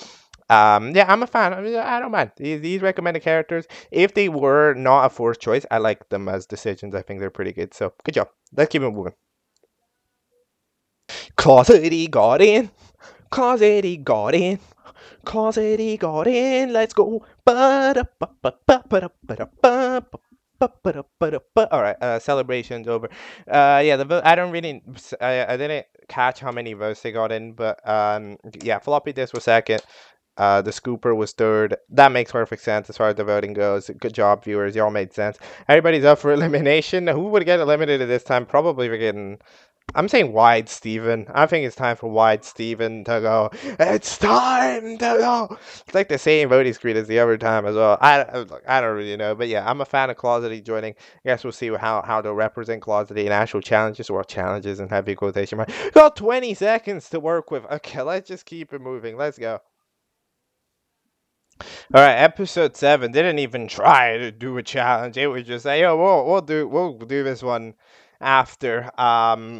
So yeah, the elimination yet again is the BFDI getting out. They need to find a way to do this quickly because the thing about this is that like it's just they're just so slow. Like the elimination between the character getting say you're out and then the character complaining about them getting out and then getting TP'd out. Like, that takes 10 seconds, and that's half of the time that we have allocated to the entire show. We need to go fast. But we're not going fast. But yeah, apparently a villain has arrived from off screen, and Clock is like, it's you. We'll find out who that is. Let's go find out who that is. Why don't we? Okay, let's go. Okay, so the villain ended up being Ghost, the hit self-insert pitchfork that everybody loves. So they managed to fucking shoot Clock to death, which is I mean, like, I guess that does work. That is a successful way to get rid of someone. I can't deny that it works. I mean, yeah, but yet again, they decide that now that they've taken over the show, they're gonna put everybody up for elimination. So, when's the last time we've had a challenge in this show?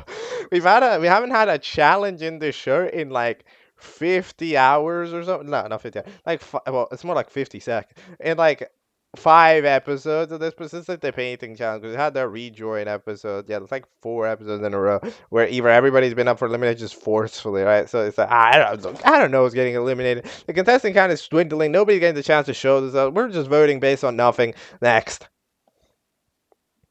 This time they just admits they literally don't have any more time. So Clock magically pops out from the dead because you can do that apparently. And with the help of the Pointless Recovery Center, they just like rip the freaking pitchfork apart in two. So goodbye, Goals. It was not fun to have you as a host because you didn't do anything. But to be fair, Clock isn't doing anything either. Pointless Recovery Center gets eliminated. You see, that's the type of speed that we need. That took 3 seconds, that elimination. 3 seconds. There you go. You're out. Boom. Like, that's what we need. We need that speed. That speed. That's what we need. To keep, because that way we might have time for a challenge. Because this time we don't have time for a challenge. We need challenge. Quick. You know, go fast. We need these 20 seconds. We need to pack so many things in these 20 seconds that it's almost faster than the way I'm talking. You know? Okay, move on. Next. Okay, there we go. We have had a. I must say, like, you see, it's just like the intro as well. It's pretty long. Like, I don't know why we're talking so slow. Like, why does it take 5 seconds to say the sentence, "Pie holder, you are eliminated with 7 votes"? That took 5 seconds for Clock to say that. But go, "Pie holder, you are eliminated with 5 votes." Like, I understand that we're talking at a speed that sometimes it's hard to comprehend. But this is a 20-second option. We need to go fast. Speak faster, Clock. You are literally time. Go fast. We don't. Instead, we need to freaking hear Vic of it at freaking high speeds because that's the time frame that we're in. I do like the Got Talent freaking screenshot though. I do enjoy it. Who else is going to the final 2? I hope it's Closety because I don't know. Closety had an idea even though they kind of didn't have an idea. That was like 3 episodes ago. This fucking balloon ball fella hasn't spoken in 1 million years. Okay, next, let's go. All right, well, we found out the Blockaloony, or whatever they're called, is actually a massive fan favorite because in one of the few votes, like positive votes, where like you're voting somebody into the finale, they've massively won over Closety. So, yeah, fair enough. That is the finale. White Steven versus Blockaloony. I must say, it is one of the dumber final twos I've ever seen in history, but that's just kind of the nature of the show, right? Who is gonna win? I have no idea. But look, I mean, I've been impressed by Blockaloony's ability to get many votes here in this episode. So I'm gonna predict them. We'll see if I'm right in the finale, which is episode 12. Let's go. Good job, Blockaloon. You ended up being a fan favorite, despite the fact that you did not speak for like 90% of Earth. You convinced everybody by just existing. And you know what? I gotta say, it's fair enough. Look, okay, it's a cool concept. All right, it's a cool concept for a character. All right, so I don't mind. I don't mind. It's a cool concept for a character. You know, having the block and the balloon. There's sort of one character instead of two, and it's like you're eliminating. I like it. I like it. Um, I would have found it interesting if there were two characters. To be honest, like you could vote one, and like if you vote the block, then you end up having like the broken balloon on the floor. But if you vote out the balloon, it just becomes block. That would have been interesting. Either way, good job, Blockload. Let's move on to Season 2, Episode 1, A Fresh Start. Okay. Alright, that's Episode 1. We get to discover the new characters, which a few of them recommend. Actually, a few of them return. Floppy, this gets up getting way more votes than anybody else. No idea why. Maybe we got the Legion. You know, the Floppy, this fan Legion. I think that the creator of Floppy, this freaking created the character as well. So, you know. Blockloon returns, obviously. Then BFDI official pie holder and green ducky. That makes sense. I don't know why the Senator Scooter didn't get out. Like they got the same amount of votes. I don't know why they got out. I'm gonna get the new character, which is no. Okay. Pot of gold, sure. Uh Wikipedia logo, sure. Hue circle, really like that idea. Can't lie. They really like that idea. The heart monitor also really like that concept. The orange, the win token. All right. I mean, it's less of a stupid cast because they're using recommended character that actually exists. Yeah, I'm interested to see where this goes. Let's watch episode 2. Let's go. Okay, we had the elimination. Blockloot gets immediately eliminated from the season. That makes sense. Shout out to all people who are real for voting Blockloot. Because of course we don't want a double winner. You know, we want some originality going on in this show. Yet again, there's just the problem that it just takes so long. Like, just simply the voting gets shown. How long does it take for the character to get eliminated? 13 seconds. 13 to eliminate one guy. Too fast. No, like go faster. Oh my god, whatever. Anyway, so the challenge, to be fair, it's a pretty creative challenge when you only have 3 seconds to work with. Split into 2 teams. Teams most members gets one of them eliminated for the sake of a parody. Like that. Good concept. Win token walks out, so I'm guessing they're gonna get eliminated. But let's find out. Let's go. Okay, so it turns out that Hue Circle got eliminated. Unfortunate, but unfortunate. You know, Hue Circle didn't ever really stick to the gimmick. I'll be honest, like they were all glowy and made the screen around them dark. They didn't follow that gimmick. They didn't stand themselves out, and they got eliminated. Although Win Token was very close, to be fair. The votes in general were really close because like we don't really know any of the characters, so that makes sense. The challenge is who is the best YouTuber. I have no idea what Pot of Gold said. What did you say? Roller skate? No, solar roller? Who is I'm so sorry. I don't know who that is. But apparently they are the best YouTuber, so good job to them for achieving that title. But yeah, that means that the other team is yet again up for elimination. I'm going Win Token again. Let's go. Alright, so it was apparently Christmas Eve, which is also TDOliver's birthday, so fair enough. Wikipedia logo gets eliminated. Relatively fast elimination. We go ultra fast. I mean, fast, relatively speaking. Because there's always the first 5 seconds always taken up by just saying 20-second on the object show. But Wikipedia logo gets eliminated fast. That's what we like to see. We like to see a fast, speedy elimination. Now we get a little bit more time to understand the elimination challenge. And the challenge is to make a present for somehow they make gold. I guess that makes sense. We do have a pot of gold on that team, so fair enough. But that means that Team 2 is yet again up for elimination. This team sucks ass. This team sucks so much. They cannot do a damn thing. At least I don't know. That's good luck to them because wow, they're bad. This is what I like to see. Look at how fast that elimination was. Started at 4 seconds, ended at 7 seconds. 3-second elimination. Yes! Keep this moving. We need fast, speedy eliminations. Good job. BFT official. Be gone at speeds of light. We get to see a challenge that was to solve a Ruby. The challenge also goes hilariously quickly. It's done in 2 seconds by WinToken. So good job, WinToken, on solving the Rubik's Cube, being a speed cuber, world record speed cuber. Team 1 finally loses the challenge. They don't have a speed cuber on their team. Yeah, everybody there looks pretty slow. And then we get a question about the hole that was on clock. It's not there anymore. Why? I guess we'll find out. Maybe the evil ghost pitchfork fella's going to come back from the dead like DIBS did. Who knows? Let's find out. All right, Orange. This is the fella for having a bad upload schedule, which yeah, that can happen. It's there's these are 20 seconds, but they're still animated fully, so I agree. Yeah, Orange gets absolutely demolished. I guess people still remember the Orange from episode 1 back when like the last time they ever spoke. But yeah, they run away, so then somebody has to go catch them. There's no voting this time and everything. I was wondering how the challenge was going to happen, considering we were stalling out by saying that you have a bad upload schedule, but that's because we're not. We have another video that is a staller. Let's find out. This is 6A, actually. I didn't notice that randomly at episode 5, instead of going season episode in the title, went episode season. I don't even know. Next. Okay, ethical dilemma here. Is it really a 20-secondly object show if you're just uploading a longer episode in 20-second chunks? Like, this is 6B. We're nowhere near the end of that. Apparently, this goes all the way to 6, like, B. 6, like, D or something. And it's like, okay. But, like, what a, you know? We're sort of not really, like, it's not really a 20-secondly, like, we're sort of losing the challenge of the 20-secondly object show. We're just taking longer. Either way, WinToken spawns a car. They're all driving it, and WinToken sees something in the grass. We don't get to see it, and tells the car to stop. No idea what it is. We'll find out in 6C. Let's go. You see, this episode did not have a loud noise warning. I mean, you can't really fit that into 20 seconds, but this one didn't have a loud noise warning. I trusted that there wasn't going to be a loud noise, and there was a loud noise. I'm disappointed. I mean, yet again, they're sort of just like, I'm not a big fan. I'm not gonna lie. Not a big fan. If you're making a 20-secondly episode, you should know that the assignment is to make a 20-secondly episode.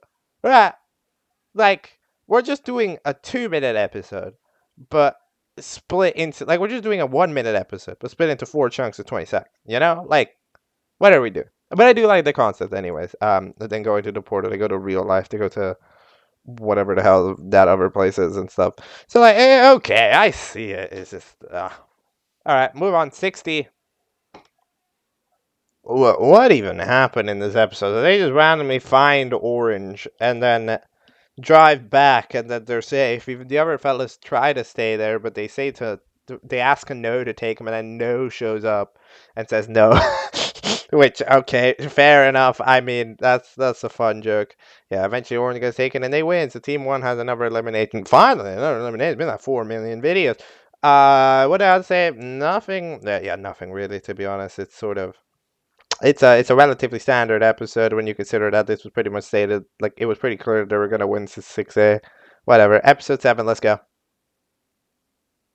Alright, so we have an elimination. This one already. I'm back to not being a big fan of it because it just takes a while. The talking is just slow. I don't know why there's 7 or 8 votes. What does that even mean? How do we, like, how do you not know?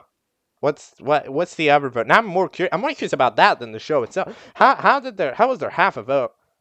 How is there like a vote that wasn't a vote? No, I need to know that. It kind of say 7 or 8. Like, what happened? This is knowledge that I need to possess. You can't just give this. You can't just give the knowledge of that without. Like, come on. All right, whatever. Anyway, the challenge is to form team names. They both sucks because one of them's no thanks to the others. I don't fucking know. Everybody's up for elimination. Fair enough. No idea who's getting eliminated. Let's find out. Okay, I'm just clocked for the first time that, like, I haven't read the titles in like 20 videos. I have not seen the titles in like ages. And then I just look at it for the first time here and it says Peru is a country. And I was like, what does that have to do with anything? Like, I guess we're singing. Are we singing a song about Peru? I don't think we are. Is that the song that we're singing? Because this entire episode is spoken in song. Is that Peru is a country? I mean, yes, correct. I mean, I'm not saying it's wrong. Like, it's true. Okay, whatever. Anyways, there will be a debut next time, so we'll find out who's up for it. All right, the debut episode first. However, at the end we get to see a little bit of interest. So the plot line with the clock, whatever. No, still investigating that. In between the second. Out of these characters, there's a few of them that are interesting. The anchor, that's just a character from a different show. The log is okay, cool design. The swap token, just the win token again. Nail clipper 6-2. I like red. I enjoy red because I like the joke that it's like it's blue. Because when you search up blue, sometimes on Google you'll find red.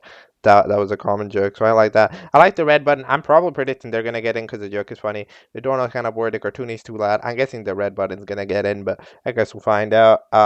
This features SolarVolar, which I think is the stated best YouTuber of all time. So good job. You have successfully hired the best YouTuber ever. So you did it. All right, next. All right, this time we're not even inventing an excuse for why there isn't a challenge or anything. Like we're not like last time we did a debut and then everybody else was up for Elam. This time, no, we're just not doing anything. This is just like, all right, see you next time. Goodbye. Anyways, Doorknob ends up rejoining. I didn't really care about Doorknob, to be honest, in the debuts. I'm a little surprised, but Red Button got second. So I saw it coming a little bit, like I saw it a little bit. But yeah, no, Button didn't get in, and Doorknob got in with 6 votes. So good job. See you next time, and I guess I'll say that as well. Next episode, 11. Go brrr. Alright, well that was the video. I honestly like the animation on this. I don't know who animated this. I think it's because a lot of the episodes they have different animators, but I'm quite a fan of whoever animated this one. It was very expressive, like with the way Floppy disk and everything spoke. It was pretty fire. Clock as well, and the way that things are moving in the background in a way they've not usually moved. So I actually really like whoever animated this. They did a great job. So challenge is to own a card. Doorknob owns a card. Good job. I'm glad they do point out that win token also owns a car, so they would just win anyways. But like, fair enough. They do apparently have 5 votes to win BTI. Who's getting eliminated? I mean, probably Floppy didn't know they were mean, so you can't even in 20 seconds you can spot a mean character, right? I guess we'll find out. Alright, there's the birthday special, which by the way I did watch. I've been watching the videos on the play that aren't episodes, just not discussing them because. Have you seen how many videos I'm already discussing? I'm already talking a lot. But anyways, so Noah gets eliminated, which is unfortunate. Yeah, Noah had a character art with the whole clock, trying to investigate, but no, just too slow. Let's be honest. This needed to be a thing that appeared episode per episode per episode. But most episodes, there's just no time because stuff it just isn't moving quickly enough. In only 2 episodes, did something move quickly enough for there to be time for the whole clock saga, like no investigation to even play. So yeah, it makes sense that I guess it doesn't work. Challenge is to bake a cake. One team bakes a cake, while the other one doesn't really. So good job. The other team is up for elimination. Win token, pie holder, and doorknob. Predation pie holder. Let's go. All right, so I correctly predicted. It might be the first time in history that I've correctly predicted something. Yeah, the pie holder gets out. Goodbye.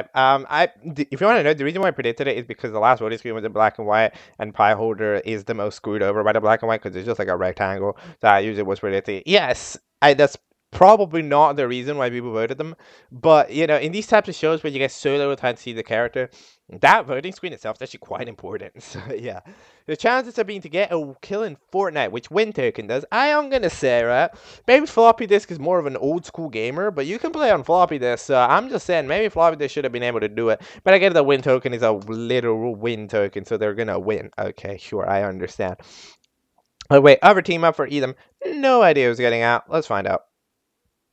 Okay, alright, so we found out the shocking truth, which is the name of the episode. Clock, it wasn't real. It was fake ass shit. Maybe no, now that they were out of the show, got to properly investigate what was going on, right? But we found out that Clock's an imposter. They got arrested for, probably impersonation while the real Clock's coming in. Why, Floppy, why are you just blushing in the back? What are you doing? You look weird. This is a serious moment, and you're out here being stargazed by something or another. Like, what are you cooking? I don't know, but yeah, that's a shocking trip. The real clock is back. Doesn't even know what's going on in their own season. I guess we'll find out in episode 15. Ooh, hot stakes. The next 20 seconds are going to be a big deal. Let's go. All right, the double elimination officially happened. It was one of the double eliminations of all time. We discovered that apparently the fella took over the show and was locked them in a room for 8 months. We didn't get to find out how they escaped, which I would have found cool personally, if we found out a way for them to how you even escape the room. But like, it happened. Maybe I'm gonna say it was Noah's investigation. Right, that's my headcanon. But yeah, goodbye Duck and Doorknob. Y'all were boring anyways. Tweekin and Floppy Disk, yeah, they seem like the two ghosts. I'm predicting Floppy Disk to win, but I have literally no idea. Good luck to them both. Let's find out who's gonna join Blockloon in the winner's lounge. All right, that was the finale, and I got it right. Let's go. Floppy Disk wins with either 9 or 11 votes. I don't know, but eventually they did it. Yeah, good job. They were pretty cool. There was one episode where you were risking it because you were kind of mean, but other than that, you were chilling. You were one of the fan favorites. You know, has a very. I think the thing that makes them a fan favorite, they have such a distinct voice compared to the rest of the cast, so it absolutely makes sense for them to be a top dog compared to the others. So good job. Next season will be an all-star season. It's a bit early for an all-star season, in my opinion. You need like 5 seasons before that. But oh well, let's watch all-star season 1, which is called Is the All-Star Time. Alright, so the All-Stars have been revealed. Do I agree with these All-Stars pick? Pie Holder, yes. Wide Steven, no, disagree completely. Blockloon, I agree. Pretty solid. By the way, great. The style change makes like Blockloon look extremely good. Some of these fellas now look pretty fire. I don't like Closety. I mean, I like them as an all-star, but I don't like them as like the design that much in the new style. No, pretty cool. Fair enough. I think you deserve it. Win Token, sure. Floppy Disk, sure. Green Duck, no, not really. Disagree with Green Duck. White Steven and Green Duck, I think, are at least all-stars out of these all-stars. They truly didn't do much. Hey, White Steven wins the challenge by being capable of backflipping. Who's getting eliminated? Probably Floppy Disk. Let's find out. Beep, beep, boop. So it's the big 25, and we're making your mom jokes. That's a thing. Yet again, I think the style is just cool. I can't even lie. The style's pretty fire. So Green Duck gets out, which means that unlike Blockton last time, we didn't survive the first vote. Floppy Disk does. Floppy Disk is just pro. Floppy Disk is just good. Maybe there could be a second win on the horizon for Floppy Disk. Can't even lie. Floppy Disk kind of good at this whole gaming thing. But yeah, who ate the fries? My mother. All right, look, as a challenge, I mean, it's pretty easy. You know, I like these challenges that are just like, yo, what is the answer to E? And then it's like, why? Because like, yes, you did the challenge and it was super fast, rather than having to invent a challenge that it isn't a challenge. Who's getting limited? No idea. Next. All right, so I like the fact that we did a quick elimination, Closety by, all right, but then we didn't do a challenge. We didn't do a challenge anyways, which is a little bit disappointing. We just find the best rock. I was really hoping we're going to see a variety of different rocks, but no, Wide Steven just has the rock and just wins. It's not even a great rock. It's rocky, but orange, which is kind of meh character. But yeah, who's getting limited? No idea. Then we get to see a scene at the end where I don't even know what White Steven's doing, but Blockloon's pretty uncomfortable with it. I must say, but I still Blockloon's design is amazing in this new style. I don't know why. They're definitely the character that benefits from it the most. I'm hoping they stay in. Please. All right, let's go. Well, there we have it, the challenge. Oh, wait, who got eliminated? No got eliminated. I like the usage of the billboard as an ad when you don't have to actually say it. I like that. I think it's a pretty smart idea. Win Token was going to get up, but Pie Holder just made it, just did it. Am I a big fan of these challenges? No, not really, in my opinion, because it's like, for example, Floppy Disk, Blockloon, right? Like, where were they? What were they doing? Were they not trying to climb? Like, these types of challenges where one person does it before you can see the others even attempt, it's like, what were they doing? Like, we don't get to see them. It's like it's kind of, I think, missed opportunity. You know, like when you have a challenge, it's sort of like, come on, we gotta be able to see the people doing it, in my opinion. But yes, you got 20 seconds. But oh well. And then it's the most recent episode. Actually no, it's not the most recent. It's episode 5 is the most recent, but this is the first part of the most recent. Okay, let's go. All right, for the first time we have a complex challenge where the entire pretty much the entire episode is just like you have the explanation of the challenge. By the way, Floppy just gets out. Goodbye. We don't have a 2 in a row winner yet again. So what the hell is this challenge? Cut a rope, then you grab a remote by doing a V puzzle. You need to lower the hook to a platform and tie the rope onto, erase the hook, and climb. What? Does that make any sense? Oh, you tie the rope onto the hook and then you bring the hook back up and then you climb the rope so that you can press the button at the top of the hook. Is that what's happening? I guess we'll find out in 5B. What the hell is this challenge? No, we're ending it on a cliffhanger. No way that's where I've ended it up at, like in the history of the timeline of looking at the episodes. Well, okay. On this one, I'm gonna chill out a little bit because it's the last one, so we'll do a whole show discussion here. But like in general, this show is pretty cool.